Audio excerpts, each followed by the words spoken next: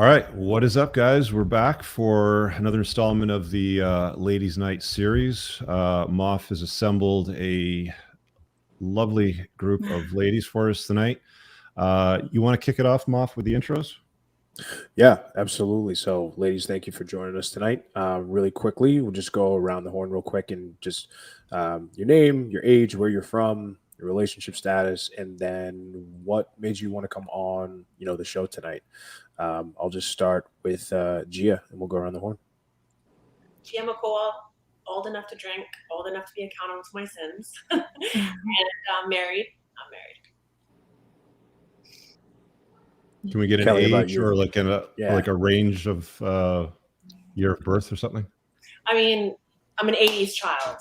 Perfect. That's what we're looking for. Okay. Kelly, what about you? All right, yeah. Kelly Levy. I'm 27, and my relationship status is currently single, but I'm happy about that. And then why I wanted to come on the show is what interested me was it just sounded really cool, like what y'all have done in like previous podcasts, and I just wanted to be a part of it. Very cool. Laura, go ahead. Laura from New Jersey. I'm 54, old enough to be most of these ladies' moms. Big fan of Rich for 3 years now. And, when I'm listening in, sometimes I think an older perspective is sometimes useful. Kaylee? And my name is Kaylee. I'm 28. I live in Maine. I'm currently single. And Moff reached out to me on Instagram, and then I looked into this podcast, and it looked very intriguing because I love the masculine perspective. I think it is needed in society. So just excited to talk about stuff. Selma, lead us home. Yeah. All right. So I am Selma. I am 28. I'm currently dating, and I am based right now in Nashville, Tennessee. And interestingly enough, Moff reached out a couple of months ago, or quite a while ago, and reached out about the podcast. And I wasn't familiar with the platform. And long story short, after a short period of time, I found myself like clicking into it. I checked out a few videos, and originally it was kind of like, not my idea, not going to do it. And then I was watching some things that Rich was saying, and I fundamentally agreed with a lot of things that he said, but then I was noticing that I feel like right now there's a very one-sided narrative on the topic. And my baby brother, he's a big follower of people like yourself and like, other people, insert other names here, that have similar perspectives. And I just always want to make sure to keep in check both sides of the narrative and getting a little bit deeper into making sure it's a successful masculine, feminine, like relationship dynamic, because I fundamentally believe in that. Okay. Couple clarifying questions. So you said you're dating. So does that mean that you're on dating apps? You're seeing guys right now? You're entertaining options? I would say I have not successfully found my forever partner as of right now, but okay. I'm not actively, multi-serial dating. So when you say forever partner, what does that mean? Like marriage, long-term relationship? Yeah, long-term relationship. So not necessarily marriage? I would say marriage plus. Yeah, I believe in marriage, but yeah. Okay. Same question for you, Kaylee. So you said that you're single. Does that mean that you're dating or? So this has been like the first year and a half of my life that I have been single, because I was always in long-term relationships. Mm-hmm. And I just started going on dating apps again like a month ago. And I do want like a forever partner. I see myself having a husband. So yeah. Okay. So you're looking to get married? Yeah. Kelly, you said Kelly said that you're single, right? Yeah. Okay. Actually, yeah, I've been single, and I just got out of I don't want to, like a situationship kind of thing, but relationship. It was very toxic. He was horrible. So I finally got out of that for like good a couple months ago. But I've been kind of seen, but not really going on dates. I don't know, like I have dating apps and stuff, but I just don't really regularly check them. And when I do, it's that just random time, and then I go on one date and I forget about it again. So it's been fun, but also I'm just trying to like get myself right and get my, I have to love myself 100% before I can see Got my it. long-term. So what's the long-term goal? Is it boyfriend, husband? Yeah, I mean, right now, I don't want to go too far, like think too far down the road, but right now I'm just like long-term relationship. I just want someone to like treat me right. And yeah, just love me. So, Children in the picture? that is, so I'm not going to go into too depth of it, but, I went to the doctor and I can't, Okay. produce like that, but I am open to adoption and of Okay. course other like. Okay, so you have adoption options, I would Yeah. imagine. Okay, cool. All right. Forgot to ask Kaylee about that too. Did you want to have children, or is it just marriage? I am open to what the universe wants for me, honestly, whether it's kids or not. I think I could be happy either way, but Okay. I think it would be fun. Yeah. All right. And Selma? 100% kids. Absolutely. That's a priority. 100% kids. Okay. And Laura, you're 54. I think you are in a long-term relationship with a guy that's into car building and muscle cars, right? Correct. He lives in Colorado. Okay. Do you guys live together? No, I'm in New Jersey. He's Colorado. We see each other every other week for Thursday through Monday. Then it's 10 days off, 4 days on. Oh, okay. So that's interesting. How did you set that up? Well, you use your terminology. He set the frame very early that, Okay. To make this work, this is the way we're going to do it. So every Thursday I fly there, he flies here, or he meets somewhere in the country. Oh, okay. In Jersey. All right. Interesting. This stuff gets fascinating. We had a gal on a few weeks ago that was engaged to be married. They're both single parents, and they live with their kids for 1 week, and they live together for 1 week, and they kind of go back and forth, and that's been working for them. So there's no, I think, hard and fast rule in a strange world today. Gia, how long have you been married for? So I got married in 2006. So, and then dated, a couple years before then. So total 20 years. 20 years. Wow. That would be, by most measures of successful. Yeah. Yes, I think so.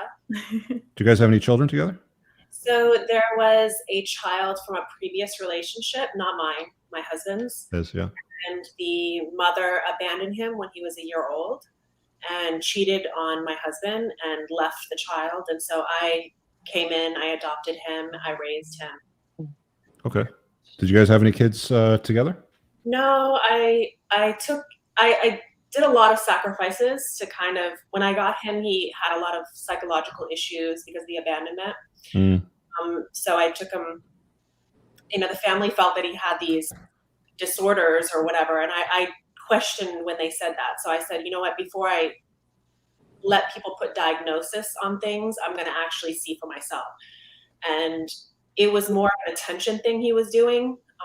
He would he would just throw up whenever. It was like to get attention. Mm-hmm. So I quit my full-time job, stayed home.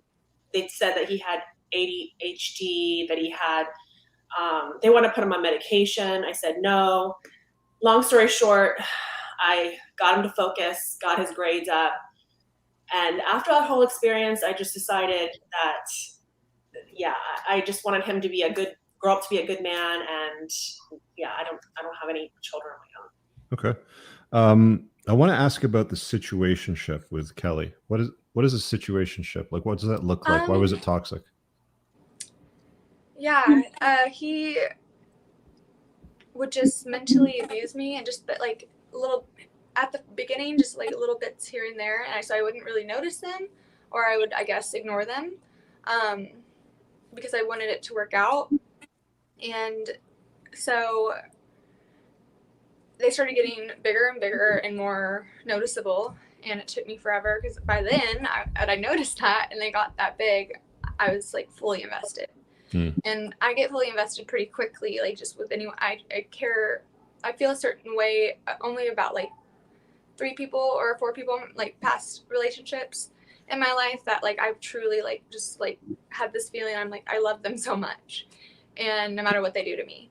And so I just stick once I realized, hey, like this is really toxic and stuff, you know, I'm emotionally invested. And so it's hard for me to just walk away from it. But I had the courage months ago that I just was done.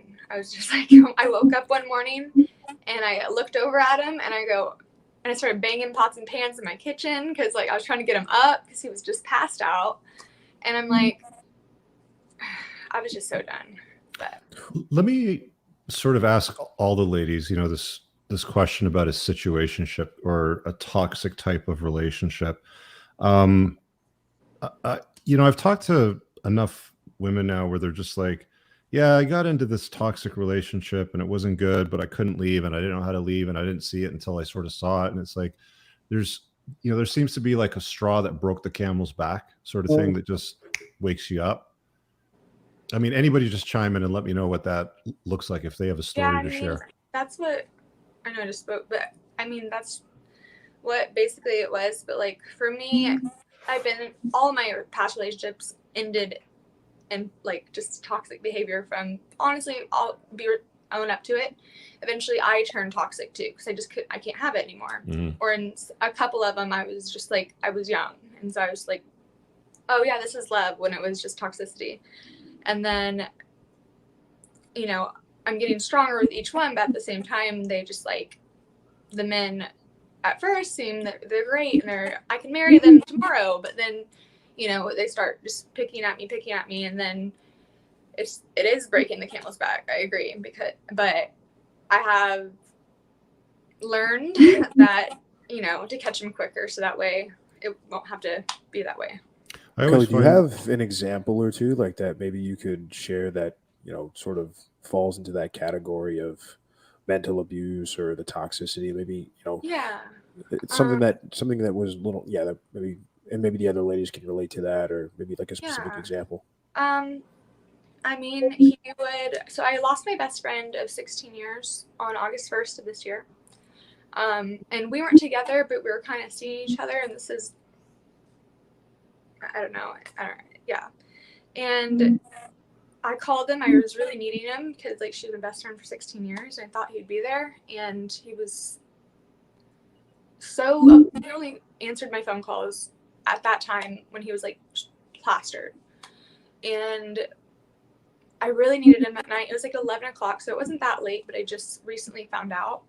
And he was like, I'm a gift to you. I'm a gift from God to you. I'm like, he's like, I'm gracing you with my presence. And then he was like, he also said to me word for word that he was like, how was he gracing you with his presence? Was he some kind of like a achieved man that was an athlete, entrepreneur? No, he's a bartender and they make great money, but it's like he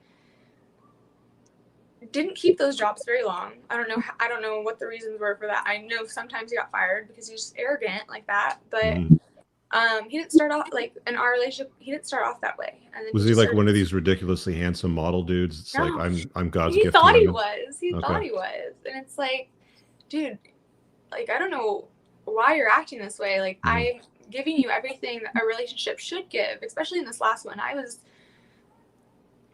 wasn't toxic, but I was vulnerable, and I showed him that, and I think he took advantage of it, and he used it to his advantage.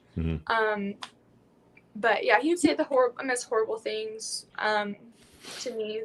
I just, like one time we were in the car and he goes, "You're getting better," and I go, "What?" And after I just picked him up from being wasted on 6th Street. I live in Austin, Texas, by the way. I didn't mention that earlier.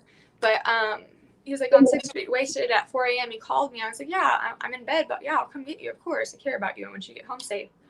And went over there, picked him up. He was drunk, but then he was going to drop him off, and we're sitting there, and like he could get out at any moment. He's a grown man. I wasn't asking him questions. I kind of expected him to get out, but he like kind of lingered there, and then he looked at me. He's like, "You're getting better. You're getting better." He's like, "I actually am thinking, you know," he's like, "if we can continue on this path when you're acting right," he's like, "then it's get better for us." I'm like, "What are you talking about?" And then he basically said that he was like, he said, I can sorry, he he wouldn't be as embarrassed to be seen with me in public. And I'm just thinking in my head, I'm like, how dare you? Like, how dare you? Let me ask you this why- question. So, like, the only part of the universe that we can control is really ourselves. Yeah. Like, we can't control other people. We can't generally modify their behavior or anything like that. So what part did you play in this? Like, how did you end up in a scenario where you ended up in a toxic relationship with a guy picking up at 4 o'clock in the morning when he's drunk on the street? Yeah. So I actually worked with him my last job, but I guess I was not at the time. When I met him, I wasn't looking for a serious relationship. I've never had a fling before, so I had been in long-term relationships pretty much all my life, but I never had it. Like, I just wanted a holiday fling, you know. And I ended up meeting him, and I don't know, it's something about the guys that think they're hot shit when they're not, the cocky ones, that I think that it's confidence at first, on first glance, but then it turns out once you start to get to know their true colors, it's just cockiness and Can I ask you a question, Kelly? So Yeah. do you think that, is this the first guy like this that you've partnered with? Or is this like, have you noticed a pattern? I've noticed a pattern. And so I know it's like, I know it's the guys that I'm going for, and I need to change that. But have you figured out the why? Because it's one thing to be like, yeah, I got to change it. It's so easy for Yeah. anyone to be like, get out of the terrible relationship. But Right. it's another thing to actually investigate and figure out in your core, what is the why of you actively choosing and seeking out and staying with these men? See, I've thought about it a lot, but I want that why, but it's hard for me because it's like I can't, and I've thought about it a lot. Even my friends have tried to help me, and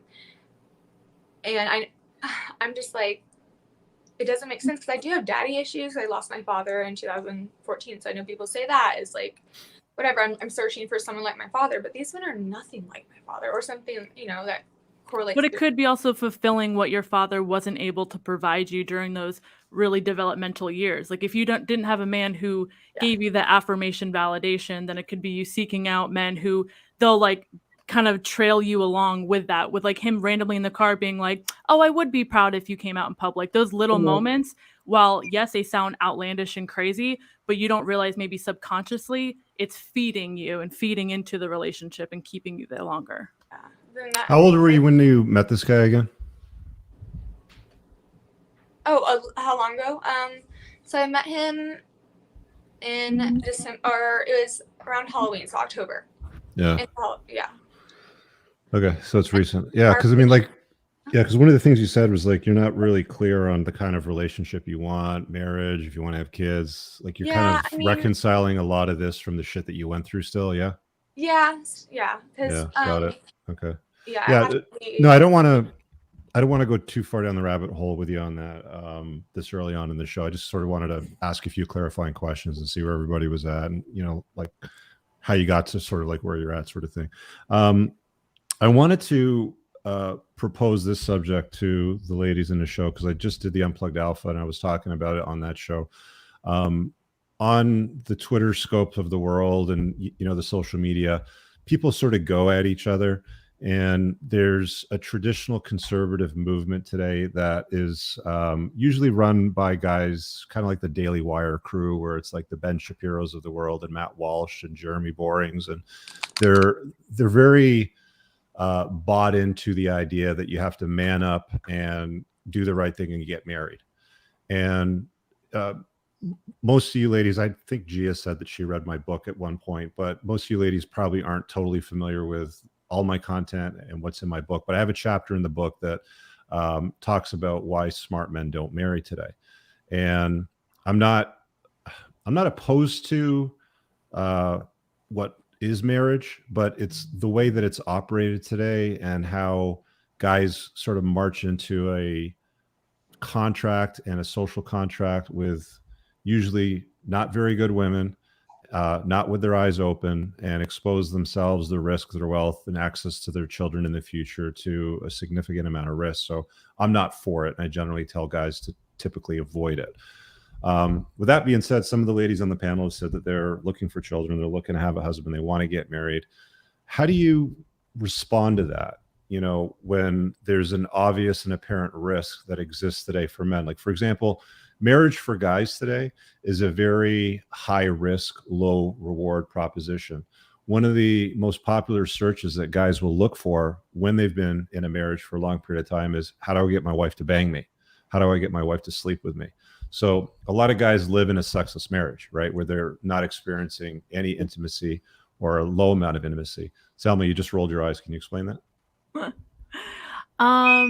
Yeah, I think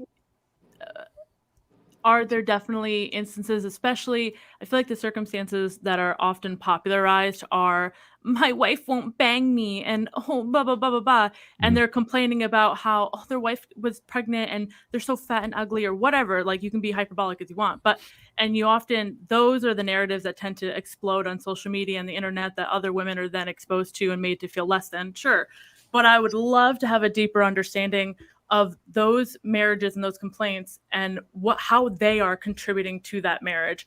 I think one of the sad realities of marriage today versus the success of marriage maybe in 1950s, so on and so forth, is that the I call it Tinder society of it all. Like, you have so many options out there. It's so easy to swipe left, swipe right. And, of course, there's a whole separate topic of, there's so many other women to compare to, and you can always look at the grass is greener on the other side. But I think what makes a true partnership, whether it be marriage, boyfriend, girlfriend, I don't care. It's about, you have to choose that person every single day. And that comes at certain different sacrifices. I hear, and one of the things that triggered me, or when I say triggered, but like inspired me to come on, was you talking about marriage in one of the podcasts and you being very against it, honestly, like how it was coming across. And it was more or less where I would be curious, and you would constantly say how it takes away the desire, takes away that. And from, I have a mom who is married 4 times and a dad who's married twice. I have a lot of exposures to the good, bad, and in between of what marriage can be. It really boils down to a man and a wife choosing each other every single day, a man and two people choosing each other every single day. And also when it comes to like losing the fire, I've now seen a marriage where they're more on fire for each other now than in the beginning. There's a level of intimacy and there's a level of like, oh my God, I can't wait to insert crazy activity here. And there's a level of vulnerability that you get with that sense of commitment. Now, I think marriage, as you've already addressed, is for the woman, it provides a level of security. It provides a level of, I think security is probably the most encompassing word there. And then for a man, you always say that there's no benefit for the man, but then even subconsciously and to contribute to the man and what he needs to seek validation and confirmation in the world is also that level of like consistency and that level of like almost like in a weird way validation where he can show up for his tribe, his family. He has that identifier. We take his last name, so on and so forth. Okay, so you've got a lot to say on the subject, which I like. So we'll definitely have some stuff to talk about, and I'm sure we'll have some disagreements. So where was I going? So we were talking about marriage being high risk and low reward for men, and generally low risk and high reward for women. Let's deal with that statement first. Is that a true statement? Is marriage high risk and low reward for men, and low risk and high reward for women? Selma, I'll let you go first because I know that you're loving to dive down this one. Go. Talk to me. To keep it succinct, I think no, I wouldn't agree with either of those statements. Why? I think it's devaluing what the partnership could really be. I think both parties have the opportunity to take just as much, if not more, from the relationship. Do I think every day is 50-50? Heck no. Do I think every relationship? No. Sometimes it's 60-40, sometimes it's 0-100. And I think that's what the beauty of no, but that's that not dealing with the subject matter of marriage itself. Generally speaking, is high risk for men and lower reward, and higher reward and low risk for women. So no. That's the answer, I guess. So let me elaborate, maybe explain, and this will perhaps add some clarity and offer some talking points for the other ladies to sort of jump into. the vast majority of marriages end in a divorce, right? I think the stat right now is something like 54%. Second time marriages is like more than 70%. When you ask couples if they're still in a state of love after 8 years, less than 13% will say yes. If you ask couples if they're in a state of bliss, less than 2.5% will say yes. So the metrics are bad as far as what they're selling. Like they're selling love into perpetuity and sickness and health and richer and poorer and all that sort of stuff. But that's not usually how it goes for most couples. And if it did, then married guys wouldn't be Googling, how do I get my wife to sleep with me, right? So there's some layers of complexity there, and it's not just one piece of the puzzle. There's like 1,000 pieces of the puzzle you just throw on the table, and you have to sort of assemble it. And there's certain things that contribute to all of these elements. For women, though, on the opposite side of the equation, because women typically marry across and up on the socioeconomic scale because they're hypergamous, they usually go for guys. That's why the $40,000 a year hairdresser will get married to the $250,000 a year accountant from the VP department or the C-suite job sort of stuff. This is more common than it's uncommon. There's always women that'll be like, but Rich, that's not true. You know, my husband is a stay-at-home man and I make more money than he does and da-da-da-da. And it's like, that does happen. But the vast majority of marriages, women marry across and up.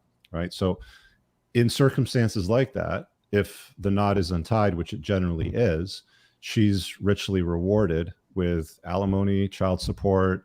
All of the money typically flows to her, and she also has control of the kids. So the risk factor exists for men. So to say that it's even Steven, like, are you saying that marriage is equal? It's, you know, it's the same for men and women. There's no risk, you know? Me, no. I think that there's risk on both sides. I think I've also seen. What is the risk to women? For women? Yeah, like if they get married, 9 times out of 10, especially when you're in a relationship that you're going across and up, because I completely agree on that. You, as the female, you're often expected to make adjustments for your partner. 9 times out of 10, in all male, like that relationship I've been in, I've had to compromise. I've had to adjust or move. For a second. You've probably heard the soundbite, happy wife, happy life. Sure. It's pretty common, right? Yeah. Have you ever heard the soundbite, happy husband, happy wife?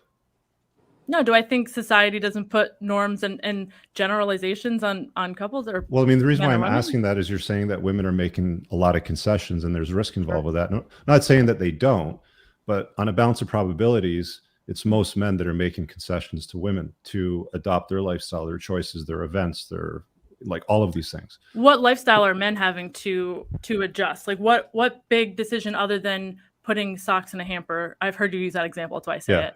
What other example are men having to concede? Well, it's like death by 1,000 paper cuts. Like one paper cut's not going to kill you, but if you're cut by paper thousands of times, you'll probably bleed out at some point. And I'm not saying that putting the socks in the hamper is going to bleed you out, but that's just one example of one thing that guys will make a concession on over and over again to placate her, to make her happy, you know, to sort of like go along to get along. Again, that's why you hear happy wife, happy life. You never hear anything like happy husband, happy life or anything like that. Women never say that. That's not common. If you were to generalize, do you think that women add value to your life personally? They can, yes, absolutely. Can or they do? Do they, yes or no? They don't all do. There's a lot of useless women. Not all of them. Like there is a lot of useless men. Okay. Well, I wouldn't invite a woman into my life if she was useless. Amen. Yeah. Exactly.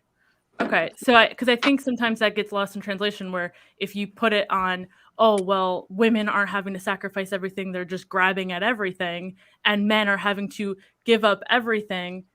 I think there's more examples where women have had to literally move, change lives, drop people. I have an example in my personal life. My mom had to hide photos of my other older siblings because my dad didn't because of his religion, couldn't be married to someone with kids previously. There's a lot of ways that women have to. Stop for a sec.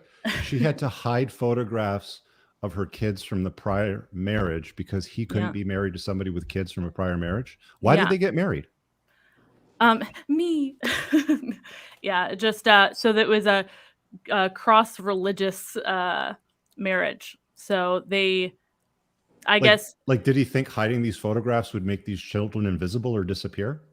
My dad, take it or leave it, he had a lot of growing up to do. This is your biological father, so I guess you're the product of that marriage. Exactly. And you've got half brothers and sisters from your mom's so I have 10 brothers and sisters total. Big family. Yeah. So, but yeah. So anyways, but I guess bring it back to that point where I don't want to lose sight on, and I think a lot of times in this narrative, it's like women just take, and men have to sacrifice the world. But even in yourself, you can't come up with a big overarching example of what consistently do men have to sacrifice other than, yes, those little cuts. Everything. There's fathers that are alienated from their children routinely by mothers going through the divorce grinder. Women are generally not alienated from it. Like, the whole point of a man pair bonding with a woman and putting his seed in her and having children is so they can pass on their name, their legacy, influence that child. But men are routinely alienated from their own children. That doesn't generally happen to women. It's mostly men that happens to. Like, you understand that, right? Oh, absolutely. What I'd actually be interested in with Gia and her dynamic of the mom kind of stepping out, I feel like that offers such a unique perspective when you saw the dad kind of stepping into that role, right, Gia? Yes. I've seen not just his ex, but my own father go through his, issues himself. So I agree with Rich when I say that men take the risk being married, and women usually come out, better being married and divorced versus a man. So that's why I've always agreed with Rich on his viewpoint on that. I mean, we can point to many examples of women that are better off after divorce than they were before. I mean, you take a look at the richest women, the top 10 richest women in the entire world. None of them got there by making their own wealth. They got there through inheritance, or they got there through divorce. But I think the point we're trying to drive at here is that tropes like happy wife, happy life, and like, I'm sure here everybody knows or has heard of what a man cave is. Anybody ever heard of a man cave? Or do we know what man caves are? How would the ladies describe a man cave? Like their own sacred space. We all need it. I mean, no females allowed. It's kind of like their own whatever they want to make it. Yeah. Space. So why is it usually one room, or is it the entire house? I don't actually agree with the man cave. I allow my husband to have free roam of the house, so however he wants to do it. I mean, one bedroom is turned into a tool shed. Another one's turned into his gun safe. Like, he does what he wants. It's his house. It's our house, so I let him do what he wants. Right. I don't want a man cave. The point that I'm driving at, though, is that these tropes only exist because there's some truth to it.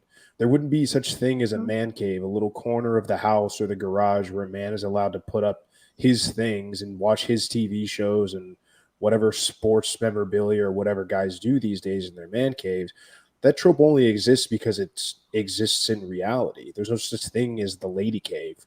Like, there's a she shed. Well, that's a really good example that Moff just sort of like threw out there at you, Selma, because you're saying, like, women make all these sacrifices, but men are generally paying financially for most of the stuff in the household, including the house, the acquisition of the principal residence, a marital home, and their stuff is often sequestered to some dark corner of the home, like they're the bastard redheaded stepchild, and they have to keep all their shit underneath the stairs or in the garage. And then they proudly sit in their garage on their beat up shitty couch drinking cold beers and watching At least I got my man cave. At least I got my man cave, right? So I think it might just but be the entire experience. home, the entire home with the curtains and the chandeliers and the china and the frou-frou frilly stuff. The statistics are, it's very common. Those like stats that he mentioned, but I mean, that's honestly sad. It's very sad. But I do agree with Selma a lot on her point. She made very good points. I do, but I also agree, with Rich. So it's like there's rights on both sides. But I think it's naive to think either is perfect. Yeah, and like a man cave for me, I guess I didn't realize it was like, because I'm not married, probably that's why. But I heard of like man caves in the past where it's like it's a section that they would want to be in rather than anywhere else in the house. Like, it's something special for them. So I have like a different, I guess, like knowledge. I mean, not knowledge, but like. Well, it's a little give from her to him to go and do as he pleases with a dark area of the house that she doesn't want anything to do with. I've never the attic, the garage, the basement, something like that. Usually I've never heard it described like that. Like, I guess I've just like a man cave for them is like, it's like they can be anywhere in the house, of course, but like it's like there's space that it's their baby, like kind of like their car would be, or like my Yeah. car would be. Like it's Okay. like somewhere. Yeah, I buy a house. I buy a 5,000 square foot house, so I'm only allowed to accompany 150 square I'm, feet. of I'm it. talking No, about like, you're a pool supposed to- table, or like, I mean, actually, we can have a pool table wherever because I like pool. But like, I'm talking about like if they want to add their own, like, not style, because they can again, as we're it would be like we'd be a team. So obviously, I would take his decorating styles and in the whole house, but like that's just like I've heard of it in a good way rather than how you're describing Well, it. yeah, because I think Rich is he's building this image, or it curates this image that your partner or your husband is a submissive little walk all over me kind of guy, when in reality, again, the mission statement would be, as you perpetuate, alpha and someone who's the head of household. And that's what I believe in. The man is the head of household. They are the deciders, the protectors. They are responsible for the primary motivators. So yes, it allows for the feminine role, aka me as the wife, to take care of making sure we're comfortable, making sure you have things that are nice and food is cooked and da da da da. So I think sometimes well, first I'll round out my last comment about, it was interesting hearing what the two gentlemen were saying, because I'm like, well, in my experiences of all the marriages that I've seen and all the divorces that I've seen, the women are coming out so much worse than the man, because a lot of the Are women, they the myself, breadwinners? well, no, in two of the situations they are.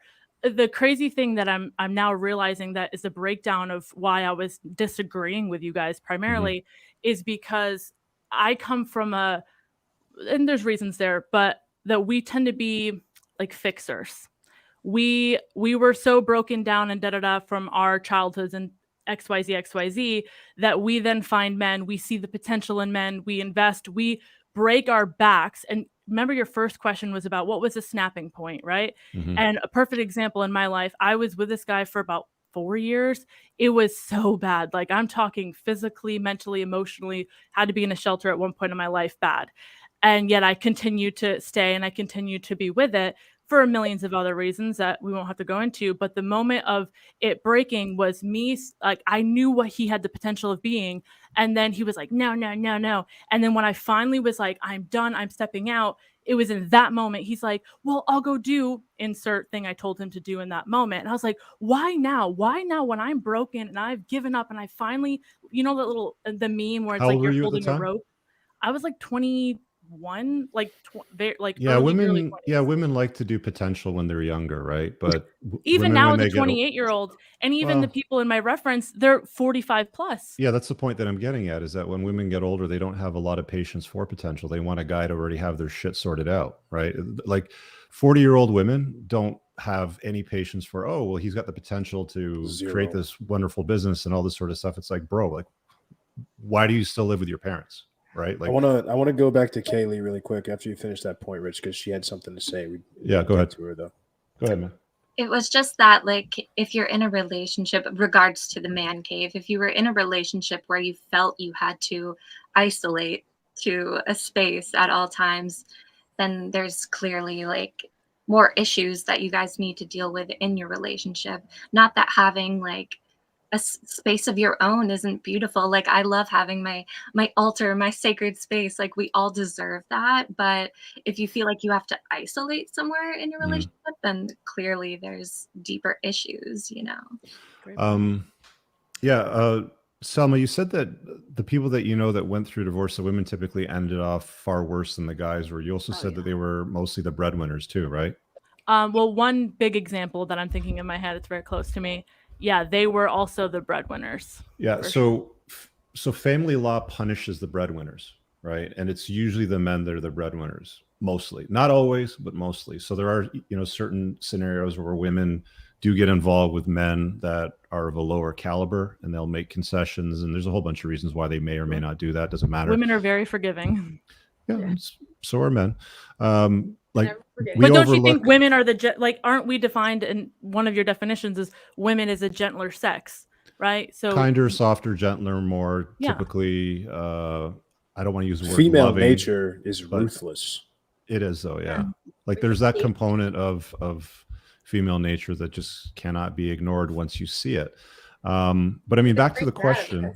Sorry, a lot Kelly? of the time, those relationships, those guys have broken us down so much that brings us to be that way, to be ruthless or to be cold-hearted and to be, you know, any name that they call Yeah, me. and Like, look, ladies, like as a father of a daughter, I wouldn't want her getting involved with a dipshit that's toxic or problematic or drunk on the street at 4 o'clock. I would definitely have words about that, and I would not condone it or endorse it.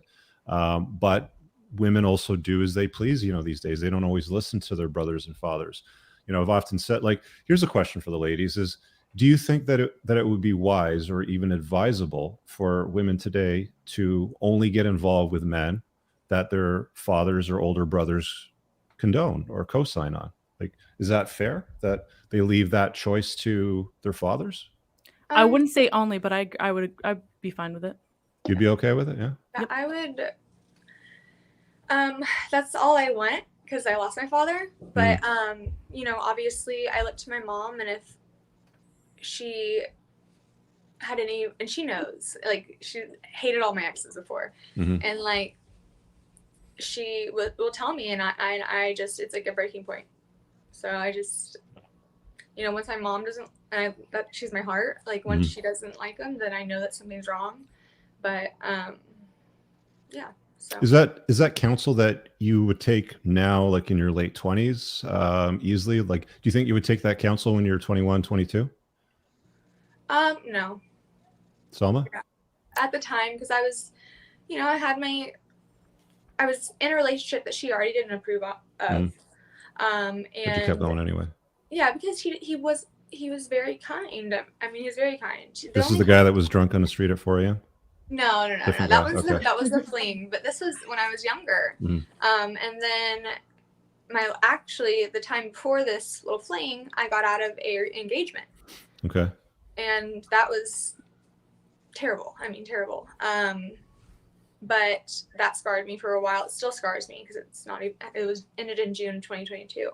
And we dated when we were kids. My mom didn't like him either. And so but the guy when I was younger that we were just talking about, he was a great guy. I mean, he had his shit together. He had a nice job, and, you know, he was living in this nice apartment, you know, near this really nice area. And he had the whole package, but he eventually found out, you know, he was seeing someone else at the very end. And so I'm like, Mom, you know, like, you're smart. I need to, you know, listen to you. But it took me a few years. Yeah. So we've got marriage and children in the picture for, actually, sorry, Kelly, you know, sorry, you were saying that you were uncertain you were going to take as it came. Kaylee, you said that you were looking, you know, you're single, you're dating, you've been single for the last year and a half. You're definitely open to a husband. Children were in the picture too, or? If it happens, either way, you know. What are you doing to ensure that happens for you? Because I mean, women have a different timeline than men do, right? Like your fertility window is much different than a man's window, and I think most women would agree, you know, on this panel or even anyone's watching, that you start to feel the pressure at some point in your life, right? Like are the ladies feeling the pressure that are in their late 20s to find a guy and have kids, and what's the optimal way to do that? Well, I mean, I believe in like divine timing, and the people who are brought into our lives, it's meant to happen when it's supposed to happen. But I understand, like, being in my late 20s, I have no fear about that. But like now in my late 20s, I have that desire for marriage and a possible family. Whereas like in my early 20s, I didn't even think like I'd want marriage technically, even though I've always been in like monogamous kind of relationships. But my 20s were also different because I had cancer most of my 20s. So now in my late 20s, I'm kind of just starting life and like the dating process and all of that. Did that turn you a little more spiritual, like that? Oh, very, event? yeah. Okay. It made me go through a lot of awakenings and deaths and all that kind of stuff. And that's where you get the Kundalini on the Instagram, I guess. Oh yeah. That's okay. part of it, Got it. Yeah. So the same question for you too, Selma. What, having kids? Yeah, like how are you being intentional about that? Are you being intentional about it? Like what's the strategy? Yeah. Like how are you playing that out? So I'm one of my big passions is about really expressing the power of fatherhood, because I feel like that's not something that's ever really talked a lot about on social media, and that's What does something that mean, expressing the power of fatherhood? Because as I was asking Kelly earlier of like, hey, do you find yourself in a pattern of this and so on and so forth, is that through one of the joys of being a little bit older now is that I've had the opportunity to evaluate and look back and kind of figure out the why behind my reactions, my attitudes, my partners that I'm choosing, and finding that trend. Because I think every single person on this panel could probably see a trend at some point and be like, ooh, I know why. And so with that, it really stems into me trying to replicate the love or the lack thereof of that of my father, and lacking my sense of identity, which comes again from my dad. And, you know, that's what fathers inflict within their daughters. The power of being a father for a female is just whew, like the amount of, you mentioned you have a daughter, like the amount of power that you have over that young girl's life, it's just insurmountable. So that being said, when it comes to me, that I emphatically earlier said I want to have children, and I'm so passionate. I have 10 brothers and sisters. Clearly, I love big families, and I want that, and I repeat that. But I also know the pain and the torment that have been inflicted upon me and my siblings because of the bad men that, you know, women in my life have chosen. And I just don't want to, I want to break a generational curse is really what it boils down to. And with that, I'm having to be as delicate and as patient and as gracious as possible with myself, with my time, with my intention. And yeah, it's definitely challenging. And it's, you know, getting older.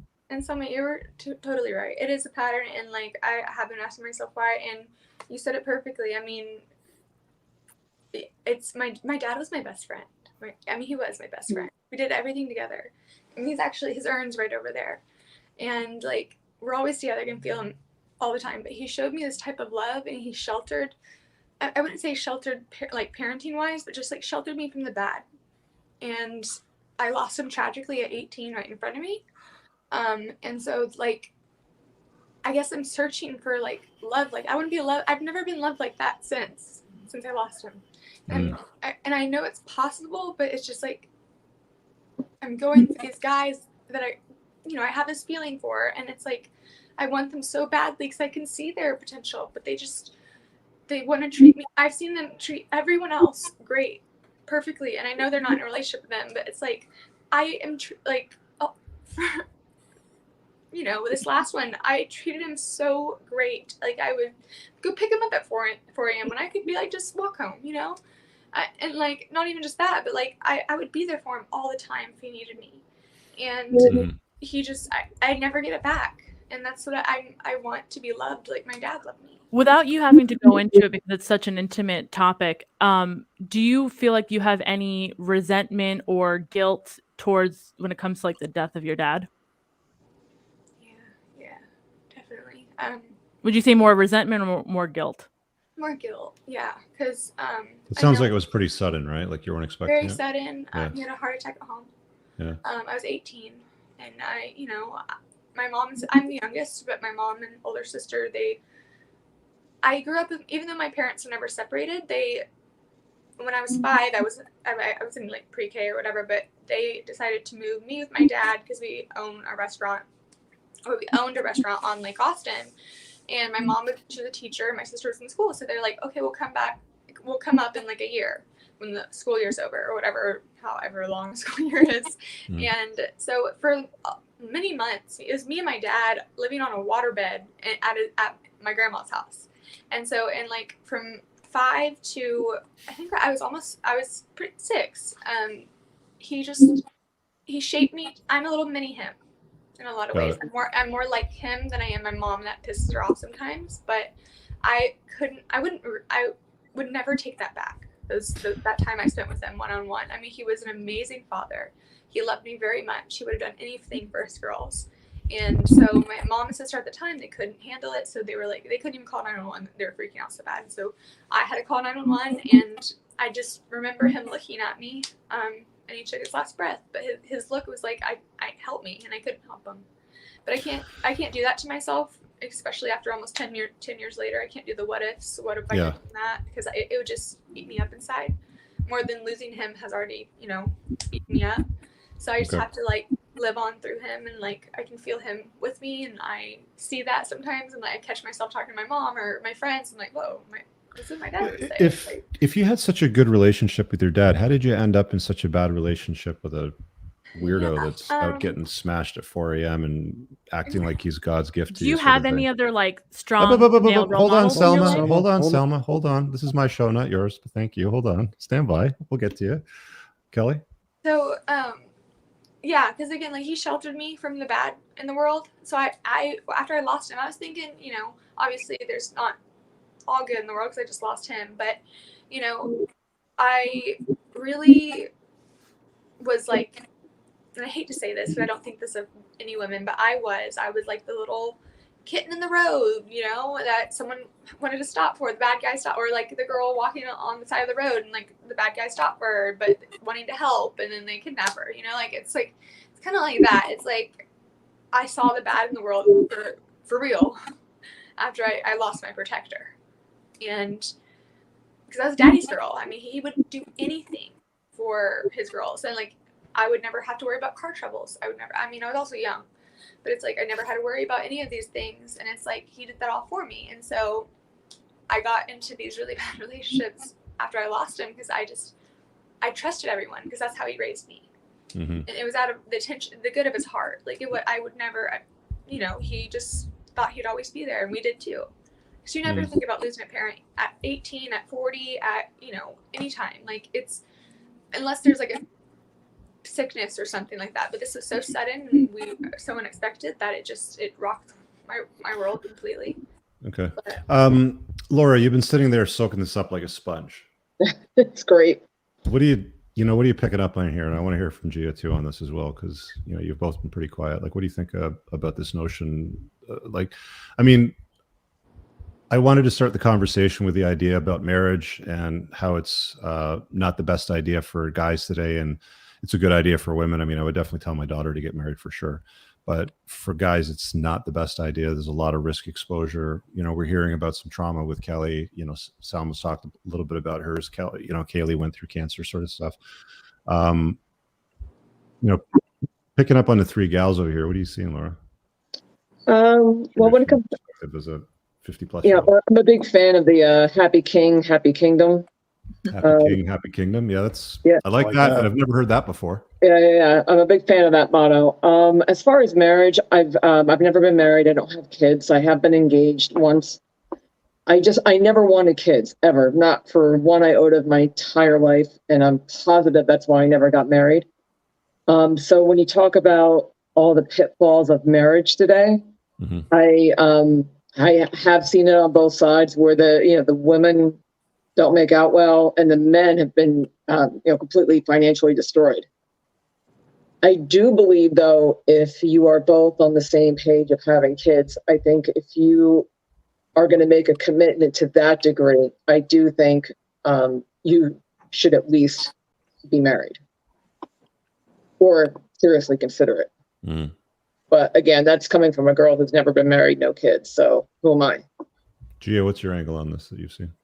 So I think that men going forward, they definitely need to, one, either keep the government out of the marriage, have it. And I'm a big believer in having a prenuptial. I think the conversation regarding, how many men she's been with, her upbringing, because everything stems from upbringing. Taking 2 years, 3 years to get to know the person before you even contemplate marriage. I've actually been to family court and fought for my brothers, for my father. I've seen really, really the bad side of women, and they've taken, my father, my brothers, my husband. I've seen really, really bad things that happen in family law. So I do think that if you're going to go forward with marriage, one, find out whether or not you want children. Like Laura had said, if you want children, then just keep the government out of it and have a prenuptial and make sure that all these things are discussed. All the major things are discussed and take your time. So everybody lives in North America here, right? We don't have everybody living outside of the North American continent. So the laws are pretty much consistently the same here. They're generally hostile towards the person that's the breadwinner in the household. They generally protect the person that gives birth. I'm not going to say person, but the mother. They generally protect the mother. I don't like these terms, person of birthing capabilities or some shit like that. Birthing Mothers, person. yeah, birthing person or some garbage like that. Mothers are generally protected. If you were dating a guy that you like, you dig his vibe, you want to claim him, you've had the where do we stand talk, other guys are invisible to you, you want to be with them, but he starts setting some boundaries around how you're going to live your lives together, maybe separately and together sort of thing. I've seen versions of, I mentioned earlier, like I've seen versions of people trying to blend their lives, but they still keep a separation to it because it just seems to work better for a variety of reasons. Is that something that you ladies would make a concession on, or would it have to be like a conventional one man, one woman, one household, children all together? Like, are you open to concessions? Is that something that you would look at? I feel like it's every person that you're with, or like, especially because I'm single, every person that I'm gonna date, or like I have been on dates with, like they're all different. And so like, yes, like I've gone on a couple dates with one guy, and like I'm starting getting to know him. Obviously, I don't know him like really that well, but from what I'm getting from him is, I could honestly, far down the road, I could honestly, like, we would be a team.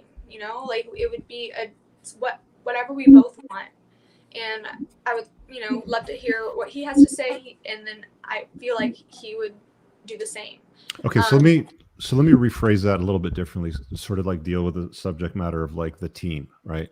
Are men and women equal? Like, are we the same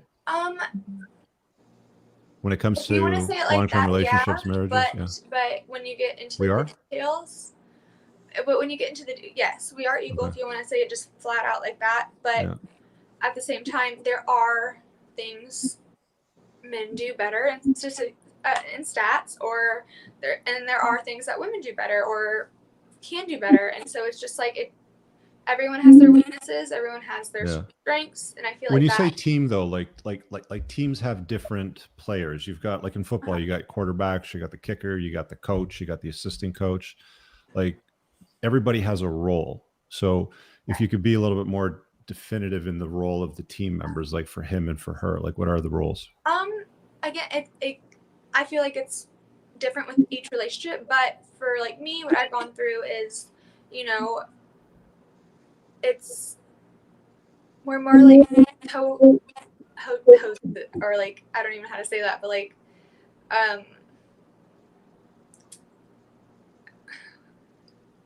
we're each other's partners. Like we should be, there's no captain or co-captain. We're both co-captains, like there's different. But there's one steering wheel in a car and there's a passenger seat for shotgun. So where do you sit? I'm sorry, what was that? But there's one steering wheel in a car and there's a passenger seat for shotgun. So where do you sit in that car? If I don't feel like driving that day, I'll sit in the passenger. But, if he doesn't feel like driving that day, he can sit in the passenger. So you're saying the roles can swap, like? Yeah, of course. Okay. Yeah, it all depends on the relationship. Got it. And if you have to, I feel like I don't like the happy wife, happy life, or I don't like the king. I mean, I like that one, but like, just like you don't hear any men saying that, but it's like. Okay, let me just stop you for a sec. Put that thought on hold, Moff. I know you got something. Laura, when you go out with your guy, who ends up driving the car? Oh, him, all the time. Gia, when you go out with your guy, who ends up driving the car? Absolutely him.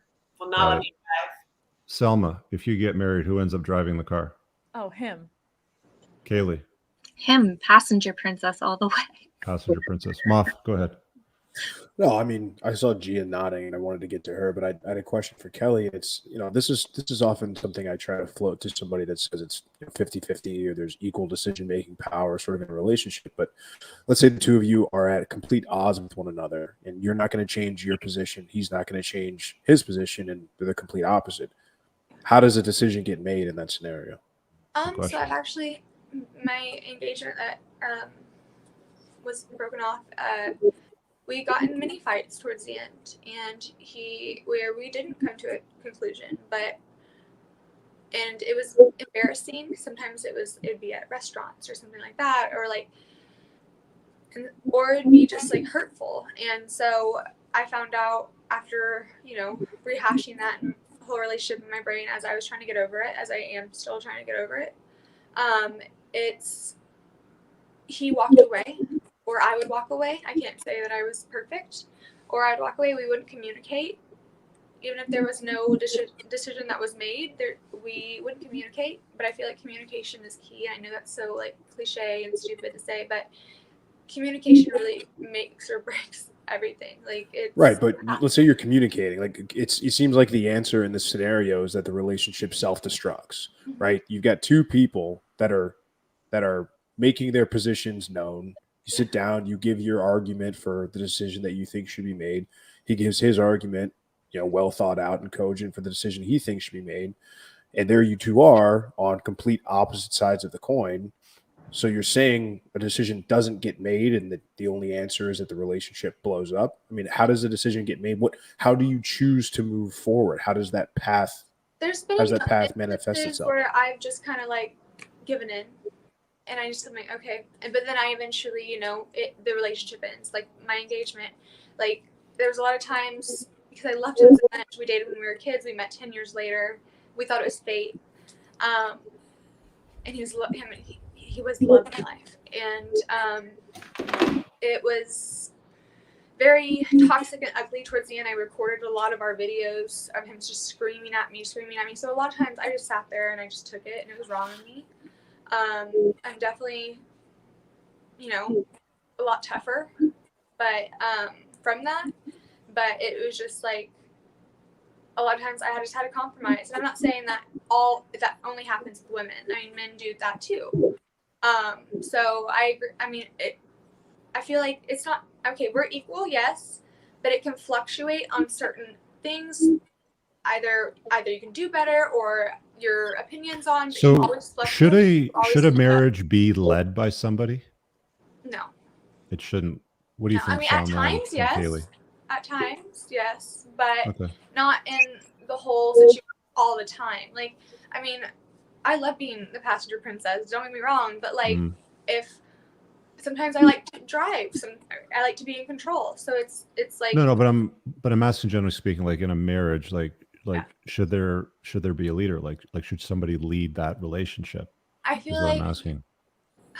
I really don't. Yeah, I don't think there should be, because y'all should. Again, y'all are co-captain, and everything. If you communicate, then there doesn't have to be a leader. Okay. What about Selma and Kaylee? What do you think about that notion? Is there somebody that should lead that relationship, and if so, who? Yeah, I mean, I get that there is balance in every connection, and things change day to day, different seasons, things can change. But I personally, I want my man, my masculine, to be in his leader role and let me be in my feminine role.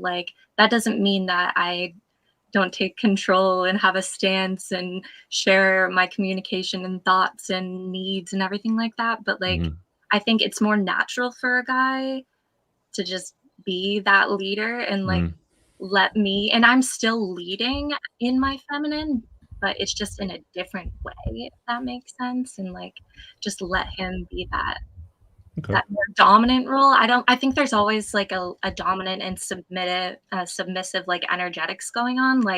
It's constantly at play, and I get that can switch up, but I think it's just more natural for the guy to be. Okay. Selma, what do you think? You've got some strong opinions tonight. I always tell people I'm looking for a man that allows me to step into my femininity. So the old saying of the man is the head of the household, but the woman is the neck.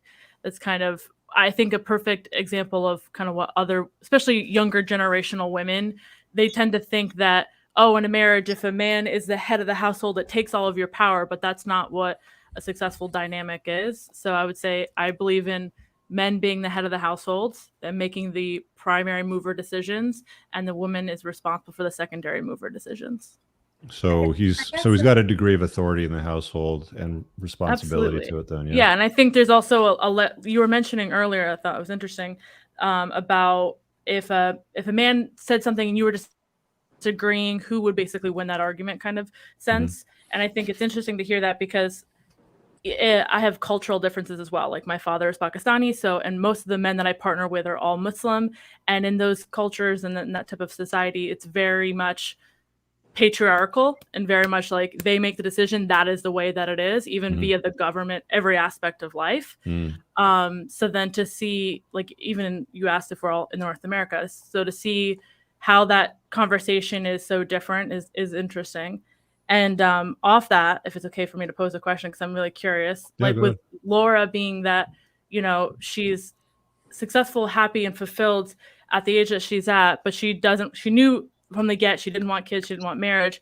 How do you find like the dynamics of, I guess, like, do you ever find it challenging, people being like, oh, well, oh, why didn't you want to get married, and like why you're at this age, and finding the balance of like, you can take care of yourself and be masculine and take into your strengths, but how do you find that balance, or is there one? I think I don't feel like a lot of my girlfriends that aren't married, don't have kids, they're bitter. They're the ones that I used to be friends with. But to me, I'm like a happy person. Like, every day is like a new day. Like, what's the new adventure? I like being free. I think that's also why I never wanted to have kids. So no one that ever knows me was never like, why didn't you have kids? I mean, it was pretty obvious, like I'm good where I'm at. Does that make sense? Yeah, you feel fulfilled. I do, but I'm also, I'm busy. I'm lucky enough. I'm even more so in this conversation to have both my parents. They live 40 or an hour and a half away. So I'm down there twice a week. So between that, the long distance relationship, businesses, I'm busy. I don't have time to think if I missed anything. I want to raise a quick question, Rich, because this came up. Mm-hmm. I want to get an idea of the ladies what stepping into your feminine means, because it's being posited almost in a way that that's something that you have to do actively, or you're not just generally feminine, and that you have to choose to be feminine. I'm looking for a little more clarity on that. What you all mean by stepping into your femininity? I guess I can start because I was saying feminine, but I don't think it's something we have to step into necessarily. I think that, we all have healing work and trauma work and all the stuff that we can do that lets us be more of ourselves and more of, who we are naturally. But I think we're all women here. So being feminine, it just is what it is. We all have the masculine and feminine within us, of course, but yeah, I don't think it's something we necessarily have to try to do. In the perspective of being in relationships in the past, like I've had boyfriends, and I think it's just, who I am as a woman, just naturally being in the feminine role. That's just how it is, Yeah, my only question is because I often hear it's posited almost like it's a choice, right? So I don't choose to be masculine. I'm just masculine. Yeah, exactly. It's not a choice. We just are who we are, right? Yeah. I don't know. Yeah. I disagree a little bit, just in that I do think there can be an on and off switch in my experiences, and I'm thinking about other women that I aspire, look up to in my life, and because of people in their lives, they've had to be both roles. They've had to be mother and father, right? They, like, for example, if you lose a parent, whatever, they have to be both roles. So they had to snap into their masculine and their feminine.